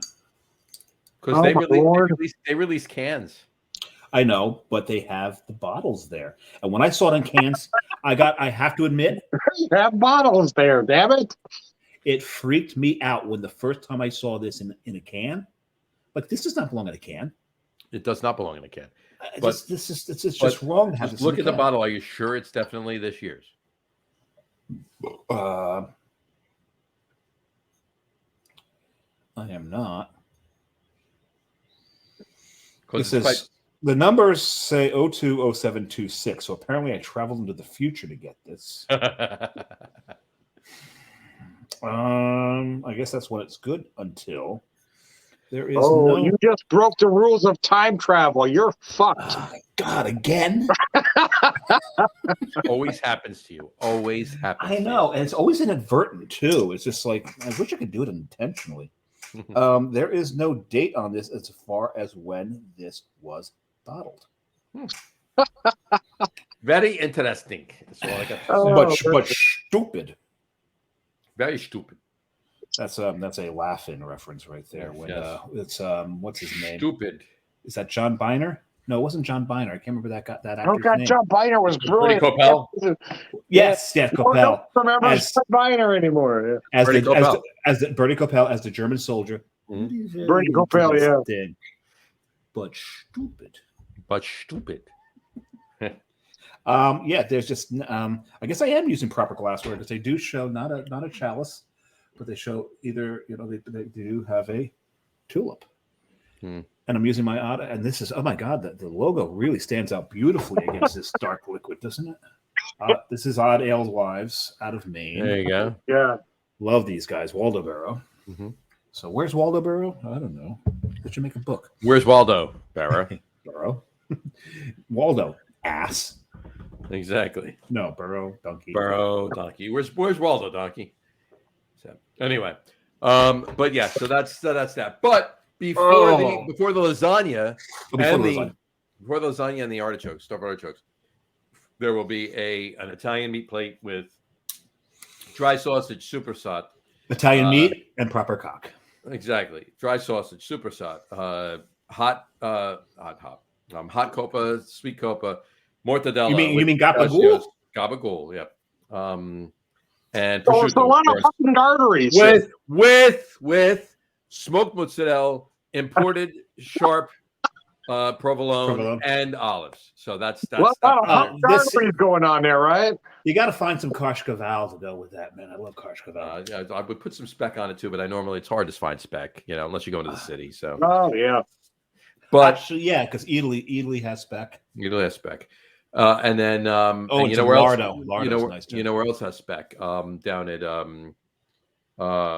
it's the Italian place that's right near Great Jones Distillery. Obuco. I've not been to that one. Yeah, I have it there too. But because why would I go there when I work in the same building as Italy? That's true. That's very true. But in any event, and then also along with that, we have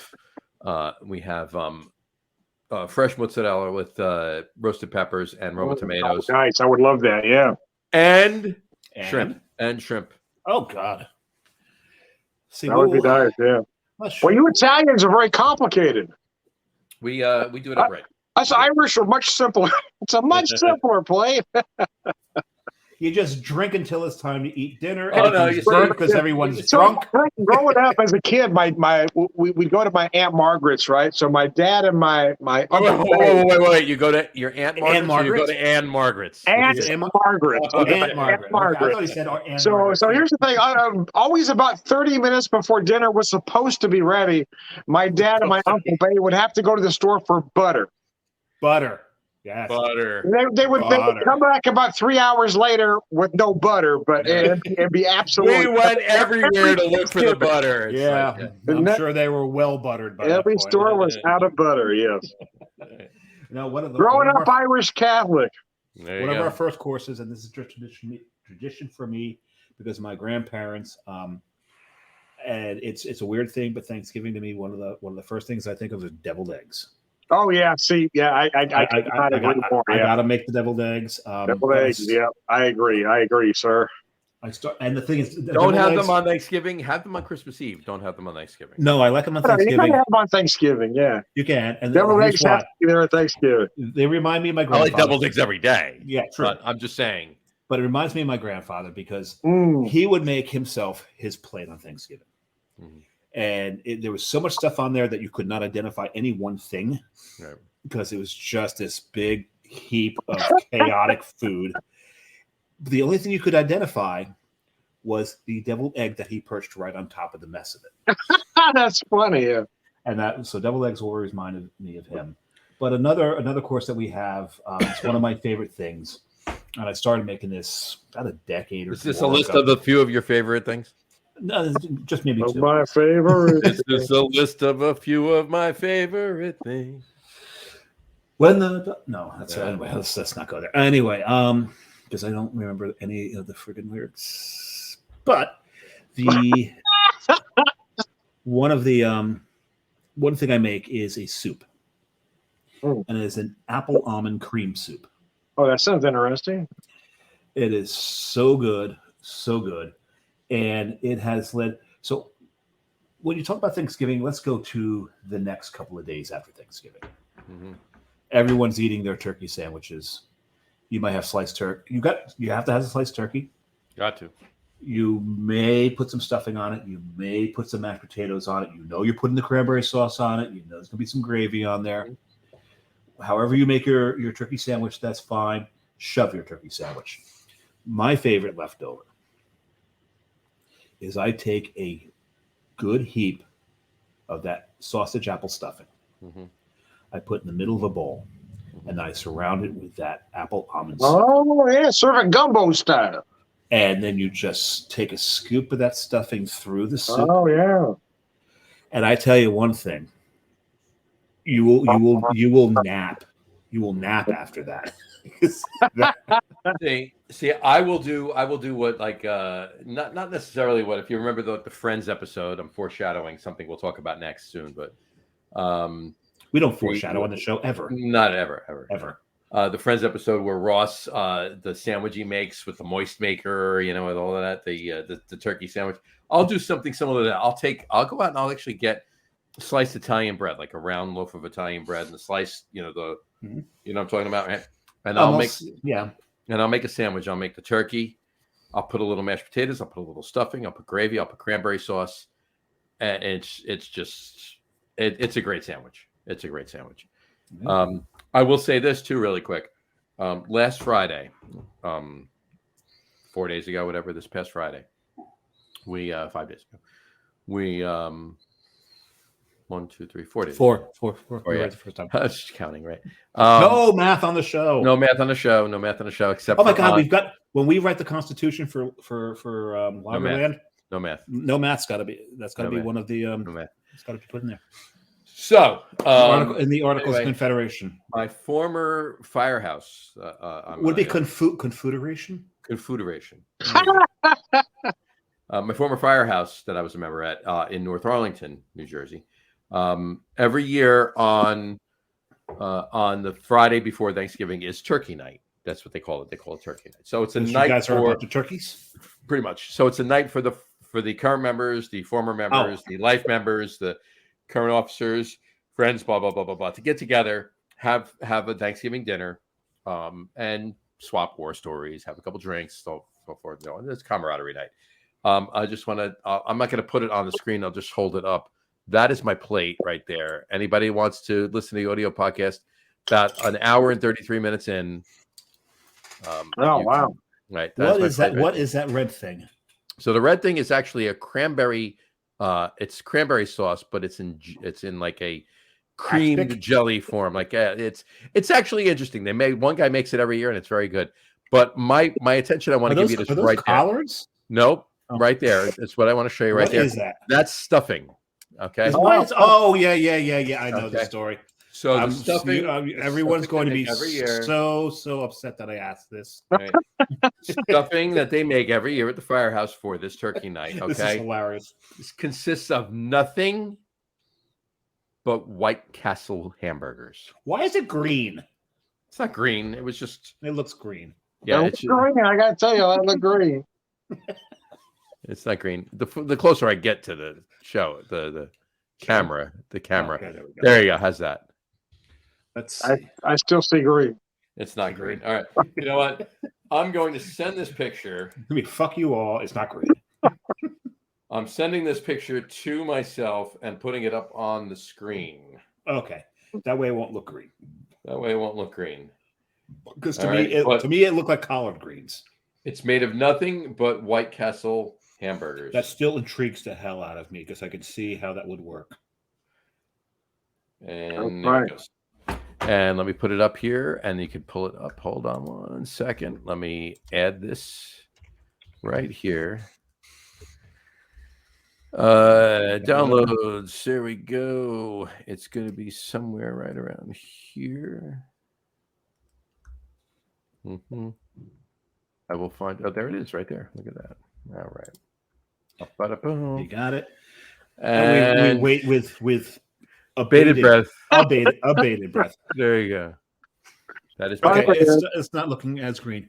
I don't see the green. And the red looks different too. There we go. Is that kielbasa? That's kielbasa. Yeah, there's one former member actually brings down smoked Polish kielbasa, and so I always have to take a few pieces of that too. So I hope he brings that from Adam's Corner. On the plate, you got. There's plenty of turkey there, mashed potatoes. There's a couple of crescent rolls. There's kielbasa. You got mashed potatoes. You got asparagus, green beans, corn, the cranberry sauce, yams, and the biggest thing, if you have, other than turkey, the biggest thing there is on the plate is that stuffing. The stuffing I took. Now, you take that plate, you got to extend it about 4 inches in either direction. That would be my grandfather's plate, and then perch a friggin' deviled egg on top. Right on top. There you go. Look. Here's my thing about this. The traditions are something that keeps you going, right? You got to do it every year, and it's just But speaking of that, Thanksgiving without certain things. I'm not necessarily disagreeing with you, John, but I'm saying sometimes they have to expand. There's nothing wrong with that. Problem. I don't want to regress. Expanding's fine. Take whatever and then add other things. Let's do this. Yeah, but you still keep and honor the traditions. Right. That's why now talking about this is why it's such a big deal, and we should all feel honored that John broke one of his traditions this year. Yes, for us for this show. Look at you. That's growth. That's what that is. I try. I tell you what I like to do with my Thanksgiving leftovers is I've been doing this for about a decade now. I change it up a little bit, but it's more or less I take the leftover stuffing and the leftover mashed potatoes and I make kind of a patty. Oh, like a croquette? Do you make? Yeah. Ooh, I like that. I like that. A little patty and kind of fry it on each side. Anyway, then I take the turkey. I take some turkey, put it over the top. Okay. And then I take either a fried or poached egg on top, some gravy, and I do a Thanksgiving Benedict. Thanksgiving Benedict. Not a damn thing wrong with that. Not a damn thing wrong with that. I like that. I like that a lot. I'm gonna have to try that actually. Here's the thing with the stuffing, with the sausage and sage stuffing. Yeah. That Jess makes. She actually makes probably 3 to 4 times more stuffing than we'll need. You have to. I usually do too, because I love stuffing. But we actually make 2 types of stuffing here. We make the normal herb stuffing, and then there's that sausage apple stuffing, and we'll make a lot of it. Eat a lot of it. Like I said, I love it for that leftover, that I like to do. Yeah. So we've got tomorrow. Hopefully, I won't be too hungover tomorrow because we've got to go. We've got tomorrow. We've got tonight. Tomorrow. Who needs tomorrow? Oh no, I've got to be alive tomorrow because I've been told we are going veggie and herb shopping tomorrow. Oh no, there you go. Oh, I love veggie and herb. You're going what shopping? Veggie and herb. Oh, veggie. Okay.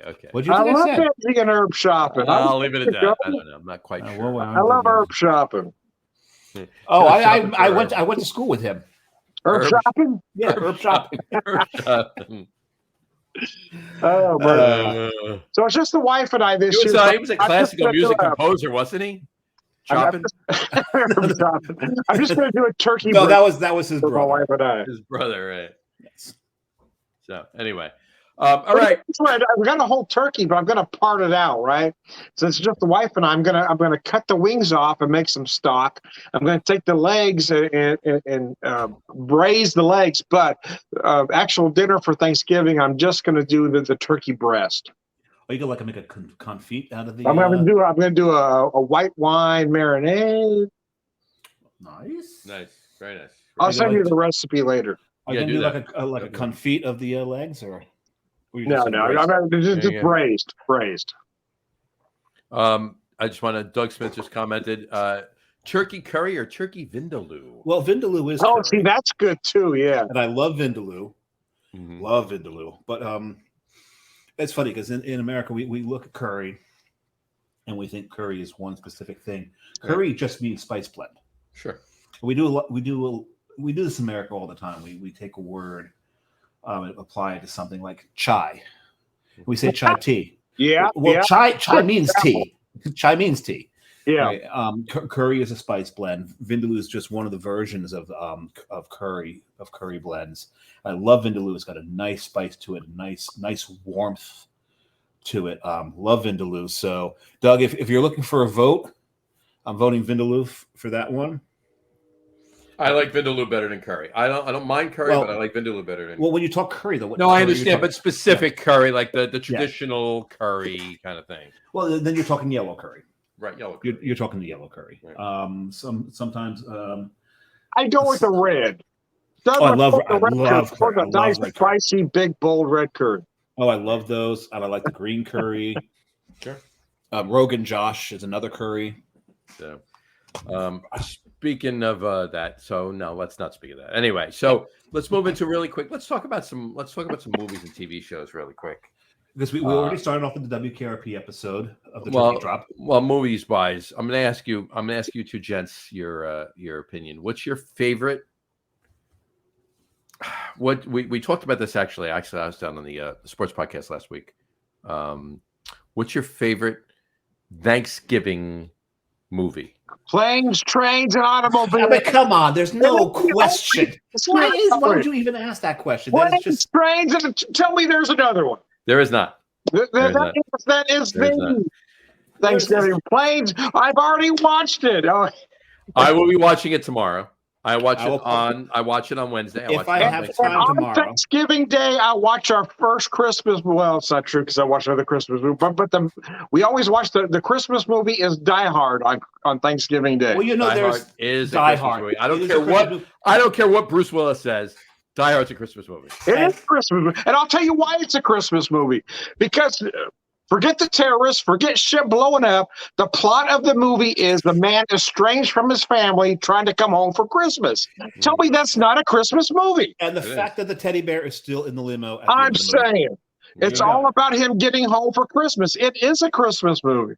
And I'm sorry, it is not Christmas until you see Hans Gruber fall from the Yakatoni building. I could not agree more. Have you seen that advent calendar yet? They've got an advent calendar that has got at 25, you have Hans Gruber at the top of the window, and you just move him down one notch until he splats on Christmas. Right. Oh, man. I will tell you something else. It's not Christmas until you hear Pete talk about his sweaty balls.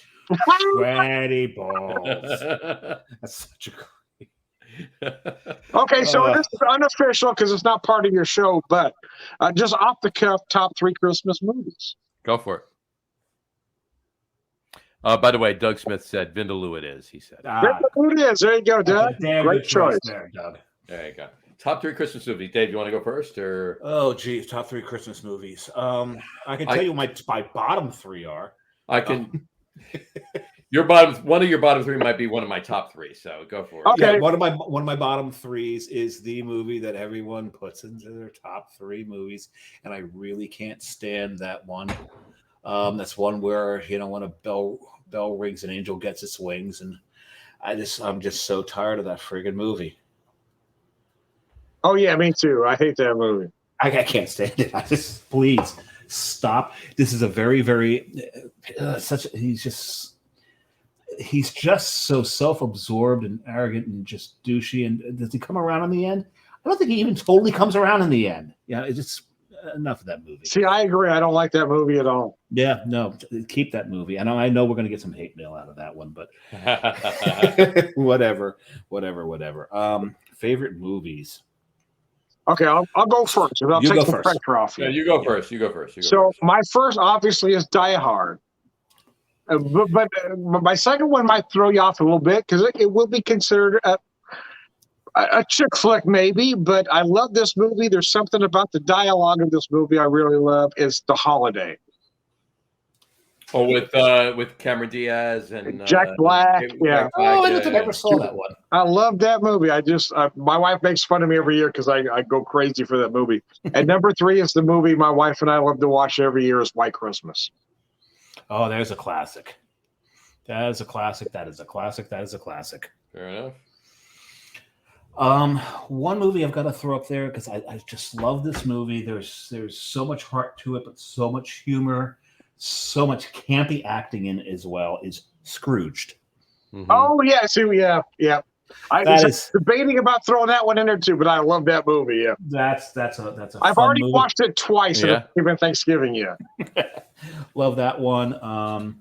What else can I put up there? I'm gonna avoid Christmas Story because that's an obvious one. Yeah. And they've done a sequel to it, a sequel, yeah. Sequel. It's a sequel. It's coming out on HBO Max. It'll be out this year. Yeah, so we'll watch that when it comes out. We'll see because now what's his name is grown up. Apparently his eye has healed. I don't think he wears an eye patch in it because I don't think he shot his eye out. So we're gonna avoid that one. This is hard because there's so many good Christmas movies. Yeah. Tom already mentioned Die Hard. I don't care what anyone says. That's a Christmas movie. Bad Santa's a lot of fun. Actually, no. Let's go to the Santa Claus. Okay. I really enjoyed the Santa Claus. The head elf in Santa Claus is actually a New Jersey native. And, really? I didn't know that. Yeah, I don't know if he was born here, but he does live in Jersey. He's tied to a couple of the breweries in the area. I didn't know that. That's right. Dave, what's his last name, John? Krumholtz. And he can actually brew. He brews. That's nice. I didn't know that. Yeah, he brews with Brick City, right, John? He spent a lot of time at Brick City. And Bolero Snort. Bolero and up at when they were there, Two Villains, yes. So Krumholtz actually does. As a matter of fact, funny story. I was in a liquor store. I'll leave it unnamed, but I did text this to Scott Wells. What is his name? The character's name in Santa Claus. Krumholtz's Bernard the head elf. Right. So they did. When I say it's Bolero Snort did a beer called Bullnard, the head elf. Oh, really? I didn't know that. They did this, and they did it as a collaboration, and they did like 2 or 3 years ago. And I just found a 4-pack of it on the shelf at a liquor store that will go unnamed. Right. Oh, wow. Checked out to Scott Wells. He's like, yeah, no, that's been like there 2-3 years. I told him what liquor store it was like. He goes, yeah, that makes sense. They do that. So in a former life, I actually used to rep I was the New Jersey sales manager for another brewery. And in doing so, I would do beer fests up there for that brewery. And at the Sussex County Skylands Holiday Beer Fest, or Halloween Beer Fest, actually, one year, I had a guest pourer with me, and that would be this guy right here. There you go. There he is. Oh, wow. That's awesome. Now, the best thing about Krumholtz is when he's out in public, he looks homeless most of the time. Pretty much. And I poured for Carton Brewing at an event in Brooklyn. And I'm standing there talking to Scott Wells. And this guy who looks like a homeless person walks by. I look at Scott. I'm like, that dude looks exactly like Krumholtz. He goes, well, because that is Krumholtz. He goes, I'll introduce you. Yeah. And so he goes, hey, Dave, come here. He goes, want to introduce Dave. Dave. He goes, he made you like that. He goes, God damn it. Yeah. Only like 4 through the whole festival, only 4 people made him. Well, it's funny too, because like at Defiant, when I worked at Defiant, we had in the end of January every year we had the Abominable Snow Fest. It was a beer fest that we had at Defiant. So we had all other breweries at the brewery, right? And whatchamacallit, at one point I was pouring at our satellite booth that we were pouring beer at, and right next to us was Two Villains, which he was friends with John, and Dave was actually pouring with Two Villains. So for the last 20 minutes he was there, I was standing at my booth, and as you can imagine, most people coming to the beer fest at Defiant weren't, and no dispersions on Defiant, they weren't drinking Defiant because they're they come to define all the time. They're drinking everybody else's beer, right? You want me to remain quiet here, don't you, John? No. It's fine, but whatever. Because I was never a fan of. But we pulled out some other stuff. It was kind of cool. But in any event, there was a lull, right? And I'm standing there, and Dave and I were talking. Dave Crumholz and I were talking for about 15, 20 minutes, right before he was leaving, and then he took off. So at one point, he said bye, bro hug, the whole 9 yards. See you later, Dave. Okay, John, boom. And he goes and he's talking to John from Two Villains before he leaves. Somebody comes up to me and I pour a beer and they go, "Is that the actor that was in the Santa Claus?" And I go, "No, it's not. He gets it all the time. It just looks like he gets it all the time." It's like. So, I've only given one favorite movie, haven't I? You have. I'm still just stuck on Scrooge. And, people will look at Home Alone, think that's and yes, it happens during Christmas. I don't consider that a Christmas movie. It's a Christmas movie. Yes. It's a Christmas movie. If Die Hard's a Christmas movie, Home Alone's a Christmas movie. Yeah. That's all because it happens during Christmas. There's no Christmas theme to it. Mm-hmm. At the end of it is. Would you like Christmas to give you mine? Yeah, you give yours. I'll probably never finish my number 3. I'll give you mine. I'll go 3, 2, 1. 3, 2, 1. 3 is Scrooged. I agree with you 100%. Yes, I agree with that. I love Scrooge. I'm going to give an honorable mention really quick. Die Hard. It's not in my top 3, but I'll give it as an honorable mention. Is Die Hard. But and honestly, Die Hard 2. Why not? It's a Christmas movie too. It wasn't until Die Hard with a Vengeance that they got out of Christmas and made it a different time of year. That is absolutely true. Anyway, so number 3 is Scrooged with Bill Murray. How many people were in it? I mean, Rick Moranis. Rick Moranis in there. No, Bobcat Goldthwait. David Johansen was in it. Yeah. Buster Poindexter. David Johansen was in the house. Yeah, Carol Kane. Carol Kane was in it. The bitch hit me with a toaster.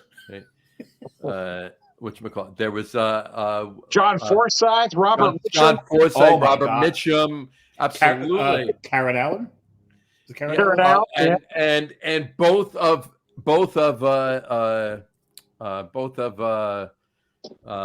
really. Sorry. Thank you. Sorry.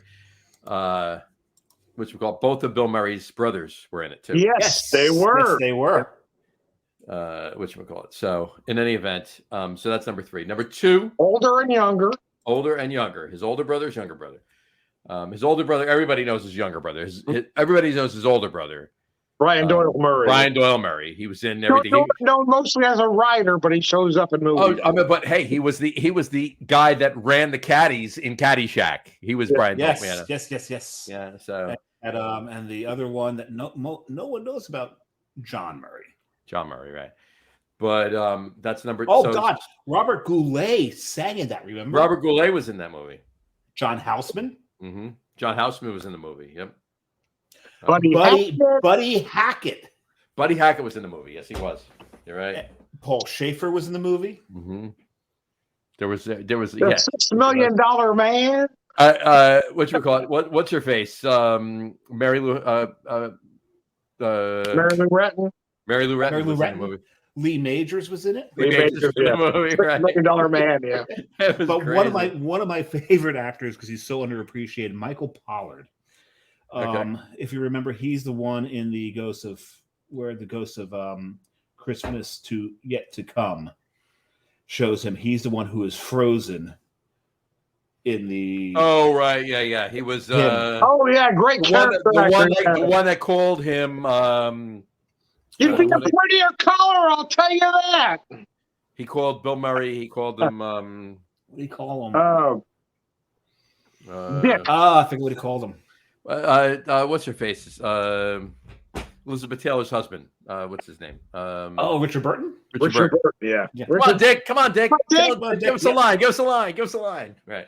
Oh, and and I'm looking at this. Jamie Farr was in it. Yeah. The antagonist was John Glover. Yes. Yep. Oh my God, he was hilarious in that. Yeah. So many good. But anyway, so Scrooge is my number 3. My number 2 is Christmas Vacation. Oh yeah. Oh yeah. Them's good eatings. So Chase was brilliant. Honestly, I love the original Vacation, but Christmas Vacation is the best of all of the vacations. It definitely is. Chevy Chase, obviously Beverly D'Angelo's in it now, and obviously anybody that's watched them knows that the Rusty and Audrey, the kids, changes every movie. Different actors in every movie. Yeah. Dad always said I was the best kisser. Yeah, really. Randy Quaid is he's great. It's awesome. And Julia Louis-Dreyfus is in. Do you remember who said Daddy always said I was the best kisser? That was Jane Krakowski. Yeah, Jane Krakowski. As a young kid, that's prior to Alan McBeal. Yeah. That was in regular. That was the original Vacation, but that was the original Vacation. That was before Andy was batshit crazy. Yeah. What's her name? I can't think of her name. The one that was the mother in Everybody Loves Raymond. Yes, Mira. No, not Mira. No.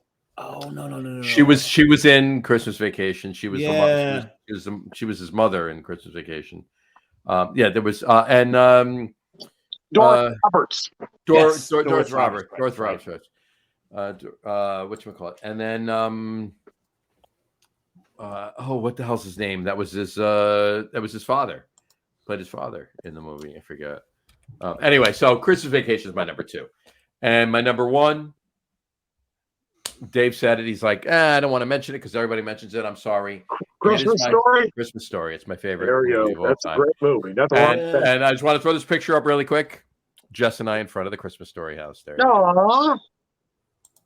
You went to Cleveland. We were in Cleveland, yes.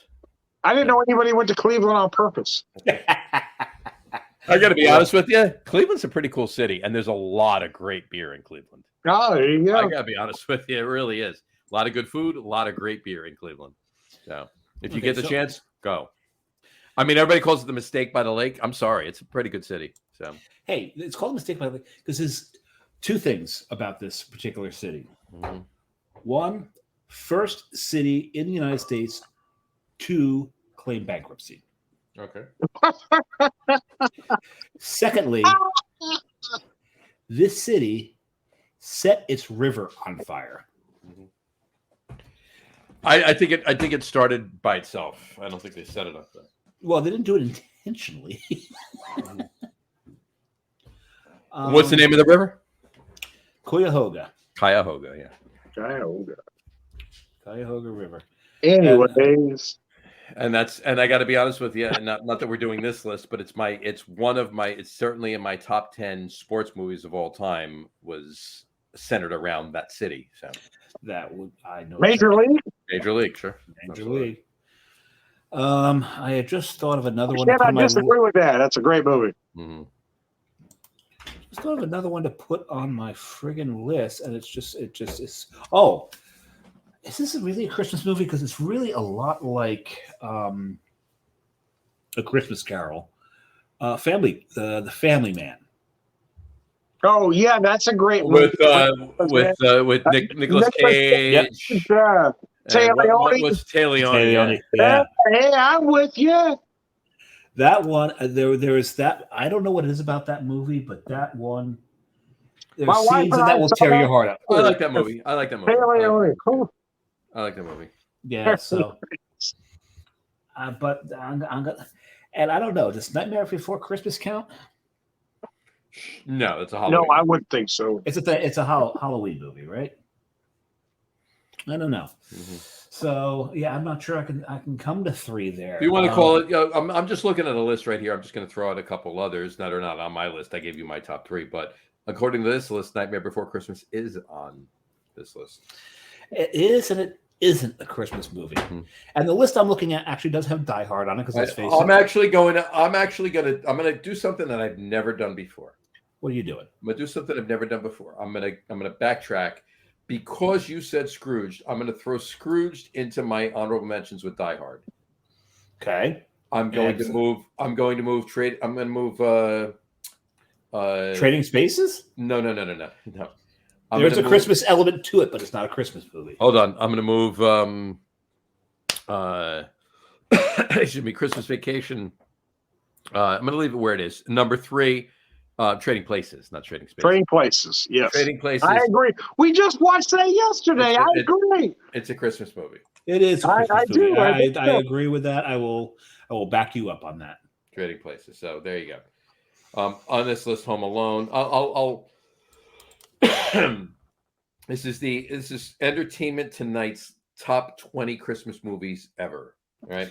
Now, does Charlie Brown Christmas count as a movie? Well, I'm going to read the list. Here we go. No, that would be holiday specials. That's a whole different category. That's a different category. As far as I'm concerned, that's a different category. I agree. Holiday specials. We'd have to talk.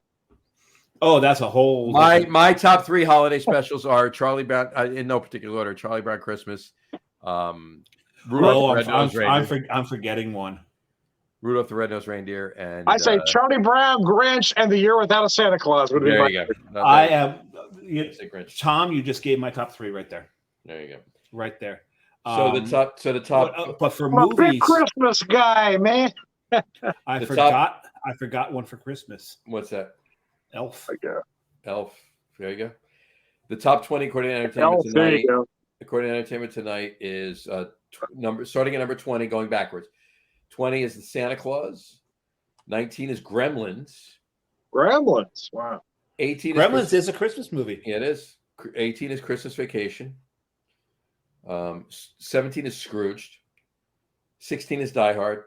15 is Miracle on 34th Street, original, 1947. I got you. Yeah.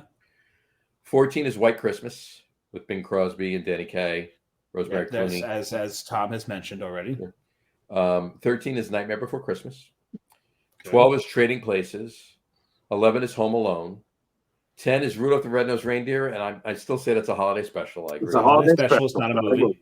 But on here. 9, The Year Without a Santa Claus. Again, holiday special. I'm sorry. But probably, as far as I'm concerned, the best holiday special. I love that one. Oh, my God. Yep. 8, The Muppet Christmas Carol. Oh, my God. Really? Yeah. Okay. And Michael Caine played Ebenezer Scrooge. Not the Michael Caine from the brewery in Ocean, New Jersey. No, not that Michael Caine. Not that Michael Caine. And the great thing is, with his accent, it's the Michael Caine that with his accent sounds like he's saying Michael Caine. Yeah, kind of. Michael Caine.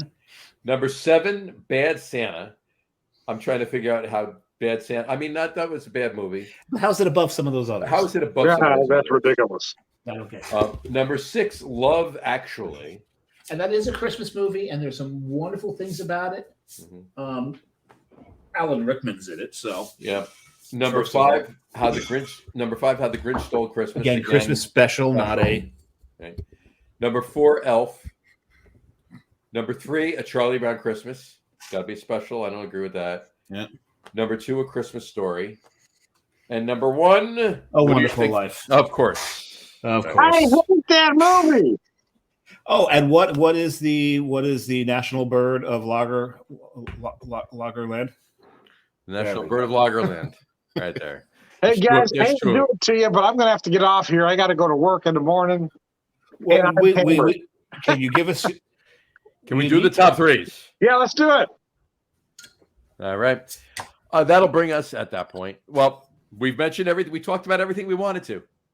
And we were going to talk about TV, but the only thing I wanted to talk about was this right here, because that's the only thing I wanted to mention was the Thanksgiving episode of WKRP in Cincinnati. And does anybody listen to Alice's Restaurant on Thanksgiving? That's my mom's tradition. I will do it every single year, and I will do it. I will do it in 2 days. An original pressing of the album. Same. No, maybe not the original pressing.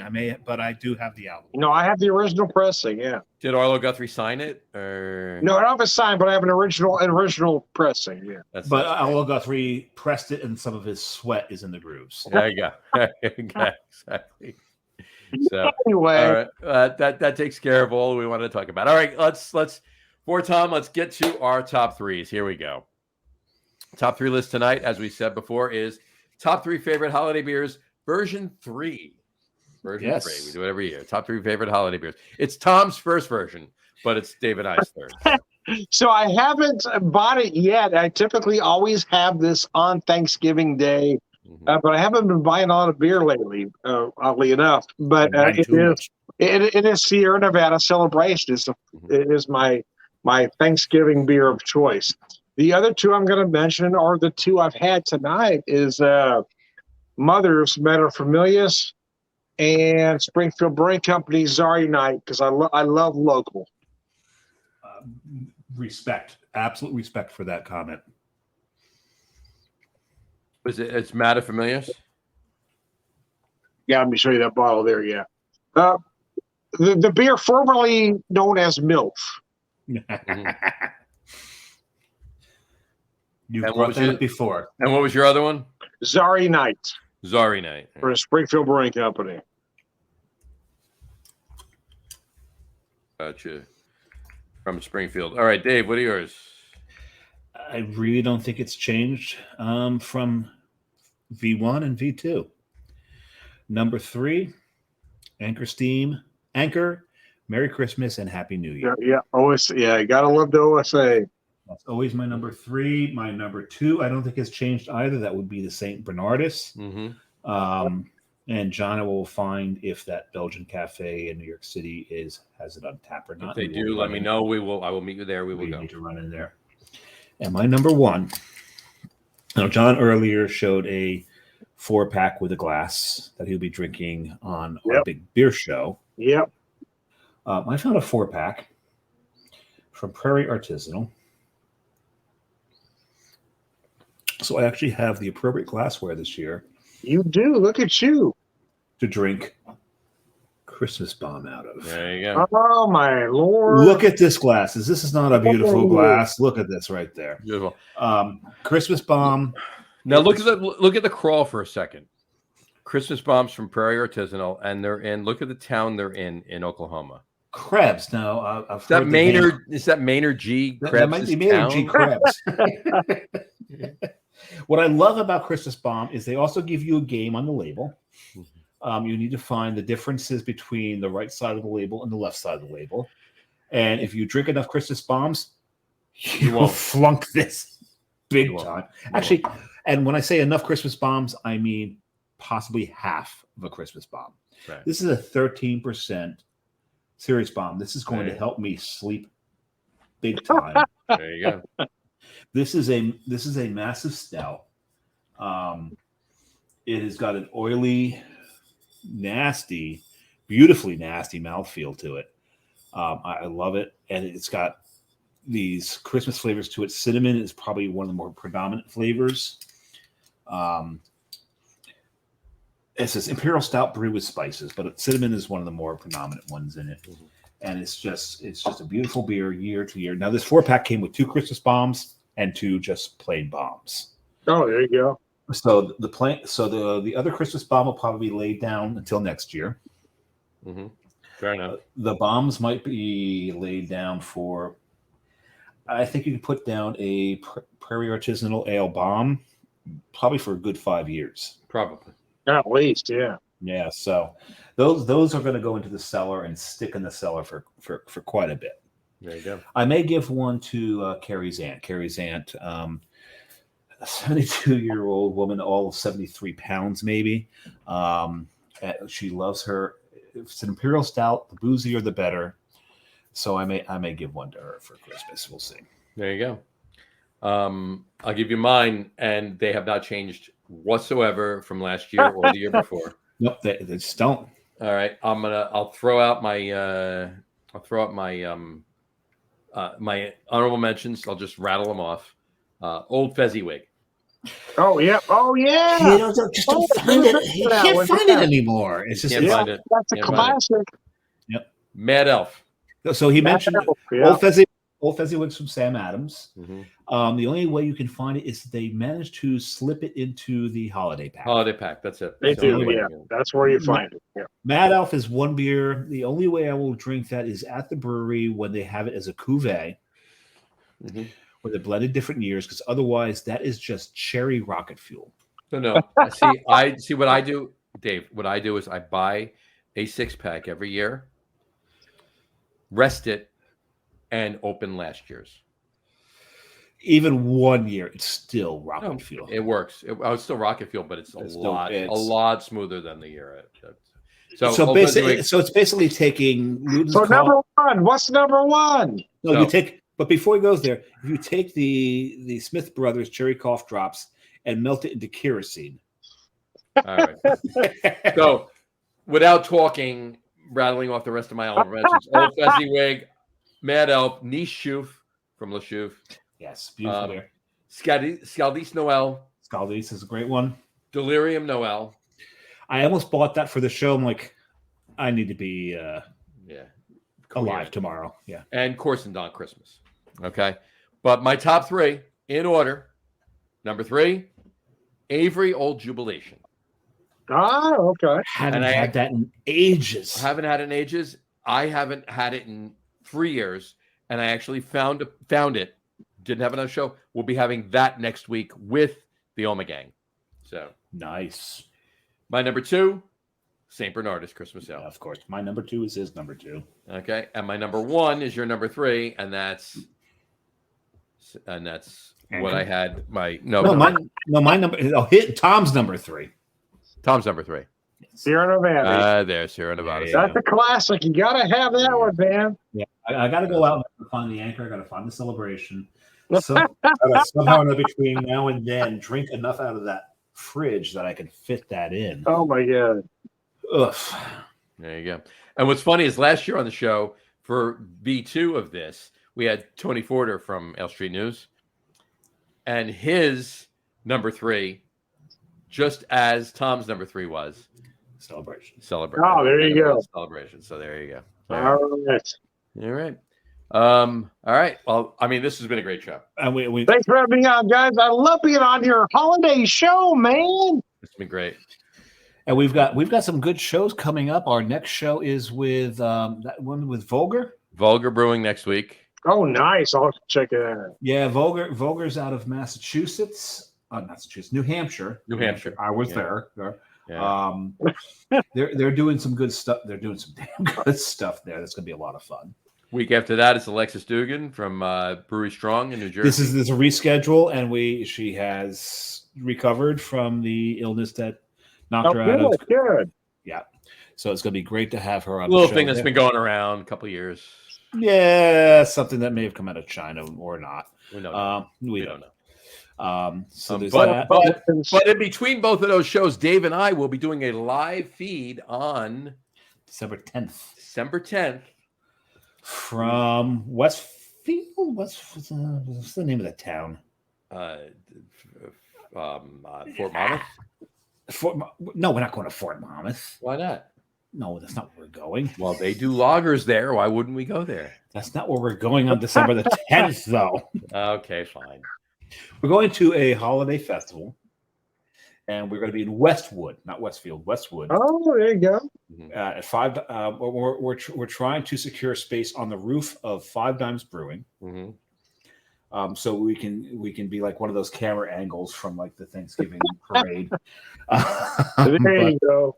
Exactly. Hopefully the weather will cooperate. It is, but it's also National Lager Day. National Lager Day. Lager Day. There you go. So and frankly, Five Dimes has got a very, very fine Pilsner. Yeah. Pascack Pilsner is it's a beautiful beer. We'll have a few of those. We'll at least have 2 or 18 of those. Yeah, exactly, somewhere in there. All right. Well, anyway, again, thank you for coming on, Tom. This has been a great show. Honestly, everything about it, it's been great. I appreciate you coming on, and we love this show every year. Yep. Honestly, the holiday show, and from here on out. Whoa. We didn't do any whiskey. Tom has to go. Tom did whiskey. We didn't do whiskey. I know. Well, do you want to do whiskey without Tom? We can let Tom go and do our whiskey, or we can do Tom while Tom's still here. Well, pour it. We can toast him off. Speaking of toasting off, I have to open my proper cock. Open your proper cock. Toast off that proper cock there. I'll pour just a tad more. All right, I'm cracking the seal. John, did you ever order these? I didn't order them. You need to order these. I need to order those. So Tom, can you see? Here's to John's. Well, he's still opening his. I'm proper very cock. gentle on my proper cock. Hold on. This takes time. He's got to tease it a little. Pull it, John. He's got to tease it a little bit. It's nice and slow. And... It's like this. A little bit of twist. Oh, you know what? You know what helps? There we go. No. What helps is using a reverse grip sometimes. There you go. But Tom, look at this. Yeah, look at this. Yeah. Anyways, look at this. I digress. There you go. Right. So I love this glass. I'm trying to talk John into ordering some of these. Oh no, I have to order it. Yeah, that's great. Oh, I love those. Yeah. It is a double walled. So there is space. It's hard to see it, but there is space between the outer wall and the inner wall. Old fashioned. There you go. That is so proper. There you go. You're such a cock. Cheers. Oh wow, that's Sláinte here too. Lovely. Sláinte. Skull. Chindan. Goodbye. I'll give you the only toast my dad used to give. He'd say, "Here's to the flag, the grand old flag, the flag that set us free. A whiskey glass and a woman's ass made a horse's ass of me." Like that. Oh, John. Yes. We need a flag for. I'm gonna have to design a flag. I'll have to design a flag. Oh my goodness! There may be a wave on it. I'm not quite sure. If hey, a flag without a wave is a bad flag. So proudly may it wave. You have no idea. Anyway. Oh, that's cool. This is very good. This is very good. That's going to hurt tomorrow, I'm going to tell you. This is very tasty. It won't be quite as bad as the first show I ever did with you guys. Oh my God, that next day was just brutal.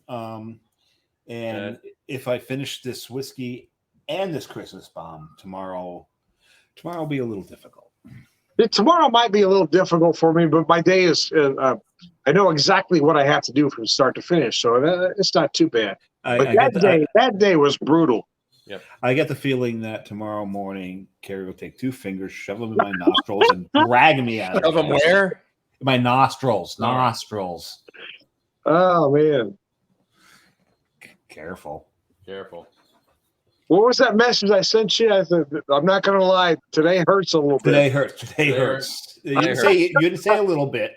Don't qualify with a little bit. Today hurts. Yeah. Today hurts. Yes. And and I've said it before. The first show that Tom was on was the first time I broke a streak. I had never ever called out of work due to a hangover. You also broke a streak by falling asleep on the show. Oh yeah, that was brilliant. But so it was the streak of not calling into work due to a hangover was much longer. There's one time before that I thought I was hungover and I called out. And then later that day I took my temperature and it was 103 degrees. So no, I was actually sick. I was not hungover. There you go. Even though you were drunk, but yeah. Yeah, you would think the drunk would help knock some of that out. It didn't. It just quickie dink. You caught it too late. I didn't get. He didn't get his toddy in. I didn't get that toddy in there. I didn't get the whiskey and the cinnamon stick coming to beat the crap out of that virus. There you go. And I need to get. Boys, have a good one. I'll see you. You got it, Tom. Thank you so much, guys. And cheers. We'll finish the show without you, but all right. I guess we have to. I guess we have to. He's all right. gone. Tom, I know you're listening in out there somewhere. What's on that taster glass you got there? It's foolproof. Oh, I know them. You know them? I used to live about 5 minutes from them. 5 minutes, not even. It depended upon the traffic and the gunfire. This is true. Yeah, this is actually pretty tasty. I will say, and I'm not going to be a snob and say, oh, I've had better or whatever. I have, but the old fashioned, the bottle of old fashioned that I got, Dorchester, yeah, it was better, but this is pretty damn close. This is pretty good, nice. And this is a lot closer to Dorchester to here. So now you said, because we don't have to worry about it too much now. Mm-hmm. You had mentioned TV shows, and was that the only Thanksgiving TV show or holiday TV show you wanted to mention? No, I mean, there's been a few, right? I mean, TV episodes, the Thanksgiving episodes on the TV. I mean, there's been we can go on and on and on. I mean, really quick, I'll say it. This is one thing that I've been thinking about since we recorded the make no mistake, tomorrow night's sports show. Every other week we do the fun show. We do the topical one, and then we do the fun show. Tomorrow night's show is recorded because it's Thanksgiving Eve, so we're not sitting up until 11 o'clock. Also known as amateur hour, amateur night, yeah. But we recorded. But we talked about. I've been thinking about it since we recorded it. We did our top 10 list, and our top 10 list was. Let me actually pull it up.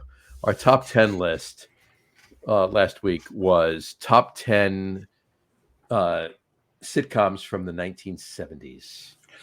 Oh wow! And it was a great list, and I'll pull this up. I know what my number one was because I think it was one of the greatest sitcoms ever.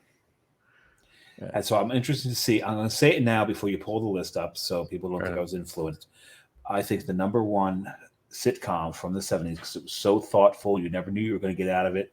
Sometimes you would cry, sometimes you would laugh, and for me, the number one in the 70s was MASH. My number one, I did my list, Pete did his list, Harry did his list. You didn't combine them this time? No, we combined them as we normally do. So in true Get On With It Sports Podcast fashion, we had 15 in our top 10. Of course. Right. It's not like we don't do that on this show. So I'll just run them down really quick. Tied for 12 was Three's Company and What's Happening. Okay. Loved What's Happening. Tied for... Hey. Okay. Hey. Tied for 11. And anybody watching the show that does watch the Get On With It Sports Podcast, you're going to get this. You're hearing this before you're actually going to get it on our podcast tomorrow night. Tied for 11 was Laverne and Shirley and Welcome Back, Kotter. Welcome Back, Kotter was a very, very special show. Just like, hey, Mr. Kotter. Mm-hmm. And it's like, I'm Freddie Boom Boom, Washington. Freddie Boom Boom, Washington. Why do they call you Boom Boom? Because I had to go boom, boom, boom, boom, boom, boom, boom, boom, boom, boom. Exactly. Tied for 10 was Bob Newhart. Okay. I didn't realize it was 70s. I thought Bob Newhart was, that had to be late 70s. Bob Newhart was early and mid 70s. Really?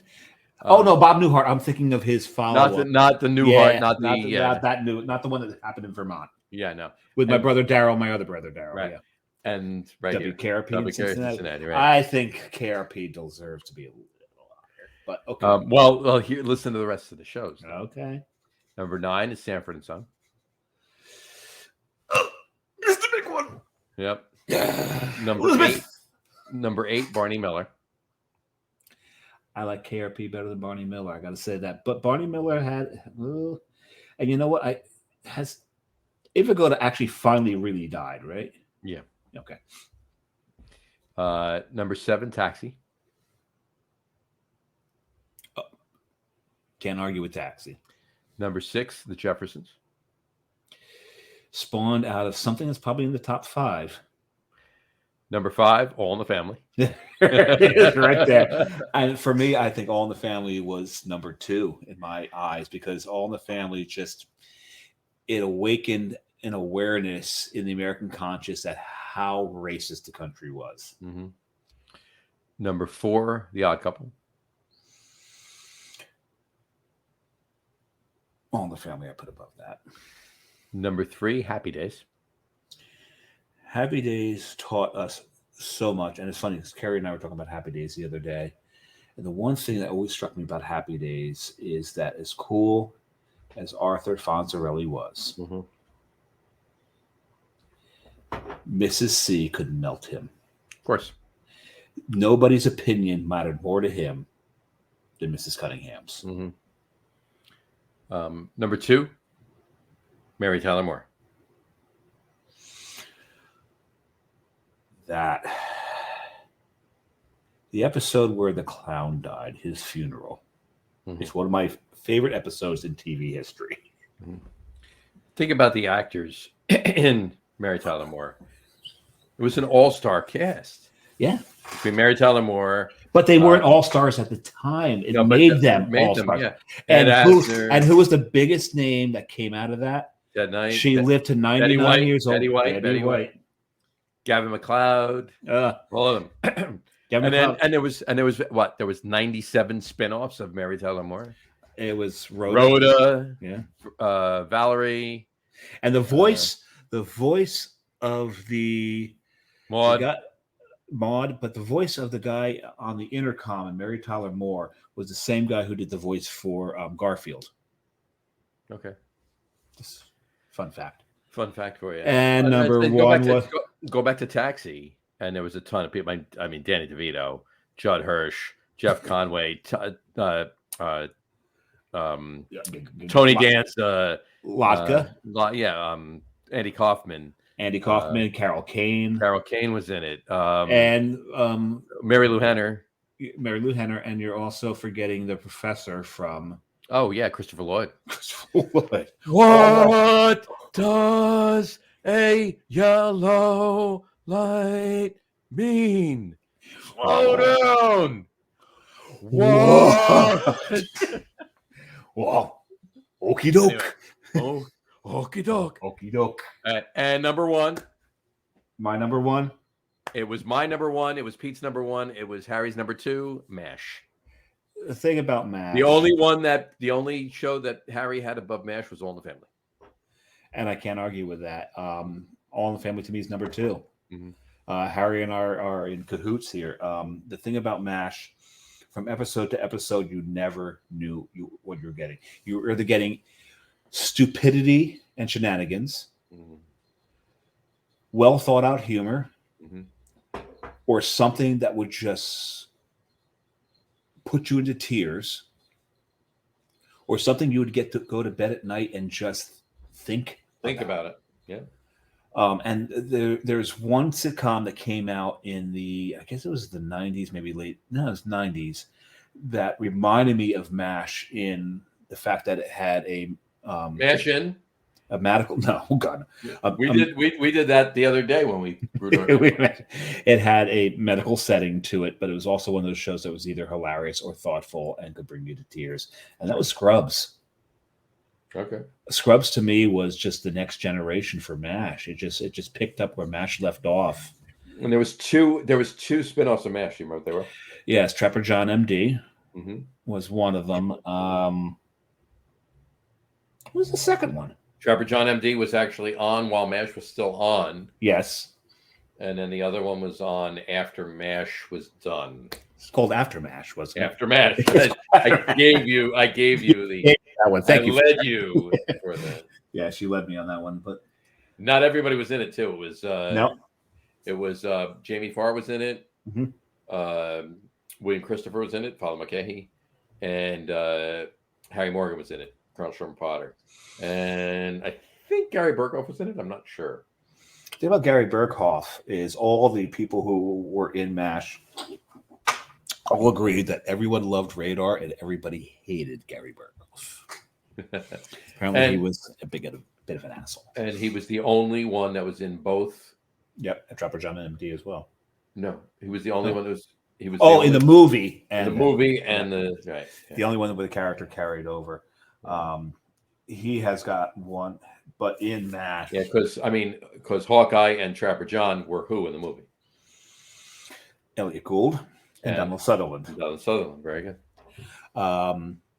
And they got away with such a racial slur in that friggin' movie, and they actually carried it over into the pilot of MASH. First season, actually. The first Spear Chucker Jones. Yeah. Oh my God, how did they get away with this? That was just heinous for a show that was so liberal and open-minded.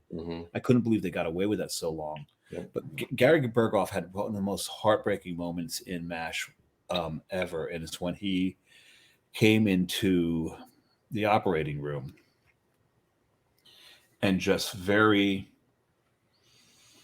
not coldly, but because it wasn't cold, you could tell he was torn to shreds about it, read the message they got about Henry's plane going down. Mm-hmm. And there was not a word. Not a word. It was just silence. But what I loved about the amazing thing about kept working. They just kept working, doing. They kept working, but the thing about that is, I've always judged actors by how they can act when they have no lines, and the look when they focused in on every one of the four major characters. Four major characters. At the time, it was Hawkeye. It was Trapper John. It was Frank, Ferretface, and Hot Lips, Houlihan, and they just focused on the four of them and the looks on their faces.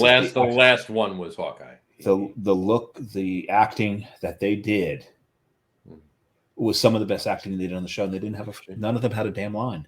I, to this day, quote a line from that episode, like very, very frequently, especially when, very, very, like, I'll give you, for instance, we had the Witchcraft Beer Fest, right? And we camped, right? So somebody has to use the facilities, but when you're camping, the facilities are trees, right? So, tree number 1 is for number 2. Tree number 3 is for number 1. Don't go to tree number 4. That's the ladies' tree. Yes. And you've said that on the show, actually. Absolutely. Right. And that's from that episode. Is it from that episode? That's from that episode. And there's one episode called... they were getting drunk with Henry Blake after he learned he was getting discharged. Yes.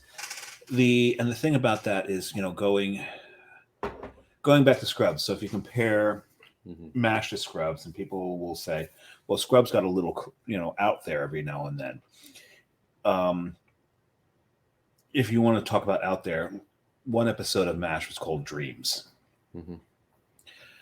where every one of the major characters had a dream, and you see the dream and what's going on in the dream. And that episode is one of those that'll tear your heart out. It'll leave you up at night thinking.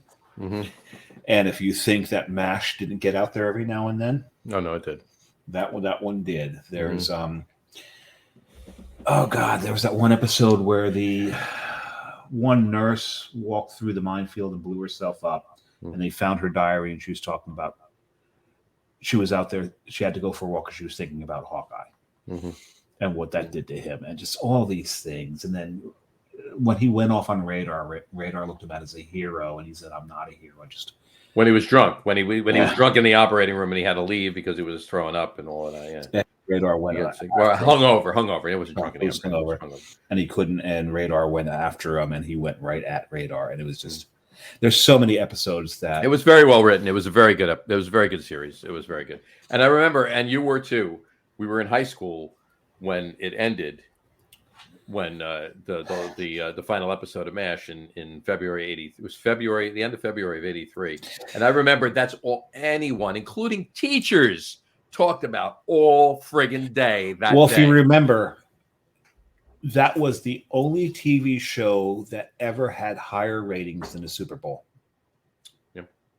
It was, everyone watched that. And we watch so many of the series now that come out that are popular, where the last episode leaves you like, what the fuck was that? I don't know if it's changed. It may have. I know this from several years back, but I don't know if it's changed. But the number 2 most watched single thing on TV in history was the last episode of MASH. The number 1 is the Giants-Bills Super Bowl in January 91. But that was I think it has changed, but that Super Bowl was the first one that toppled MASH's number 1. Yeah. I think more have gone beyond that because we've got a bigger audience now. Sure. But that particular episode, when you look at all the series that are out now, where their final series just leave you going, I mean, Game of Thrones, one of the biggest things on TV in a long time. Their final episode made people go, "What the?" Yeah, exactly. can we redo this whole last season? Yeah, try Because this again, there was a petition to redo the last season. Whereas the last episode of MASH, I think, is the last time that anyone looked at a finale for a series. And it gave you closure. Yeah, it did. It was beautifully written. It addressed so many things. The kiss goodbye between Hawkeye and Hot Lips. Everybody's picking up books and reading them. It was amazing. And the message that goodbye. and the message that See ya. that BJ left for Hawkeye at the end was just, and just the irony that the one character that wound up staying in Korea was the one character that tried getting out the whole series. Yeah. Klinger winds up Sure. staying, and married to what was his wife's name? Sun Lee. Very good. And the most haughty, pretentious character of all leaves on a garbage truck. Yeah, Charles Emerson Winchester, the third. There you go. And BJ says, we'll get together back in the States, I promise. But just in case, I left you a note. And Hawkeye takes off in a helicopter after BJ rides away on the motorcycle. And it says, goodbye. Very, very, very reminiscent of Steve McQueen on the motorcycle in The Great Escape. Sure. You know, the way he took off in it. It was just it was a perfect ending to probably one of the greatest sitcoms ever written. Absolutely. It was very good. All right. After that road, TV shows wise, I mean, there's just been so many, but I think honestly, I can say that without actually diving deep into a lot of I mean, look, there's so many series, good or bad, that have great Thanksgiving episodes. But I think we can all definitely say that, as far as we're concerned, maybe not so much the best Thanksgiving episode ever. For us, the best Thanksgiving episode ever, as far as we're concerned, is right here on this show.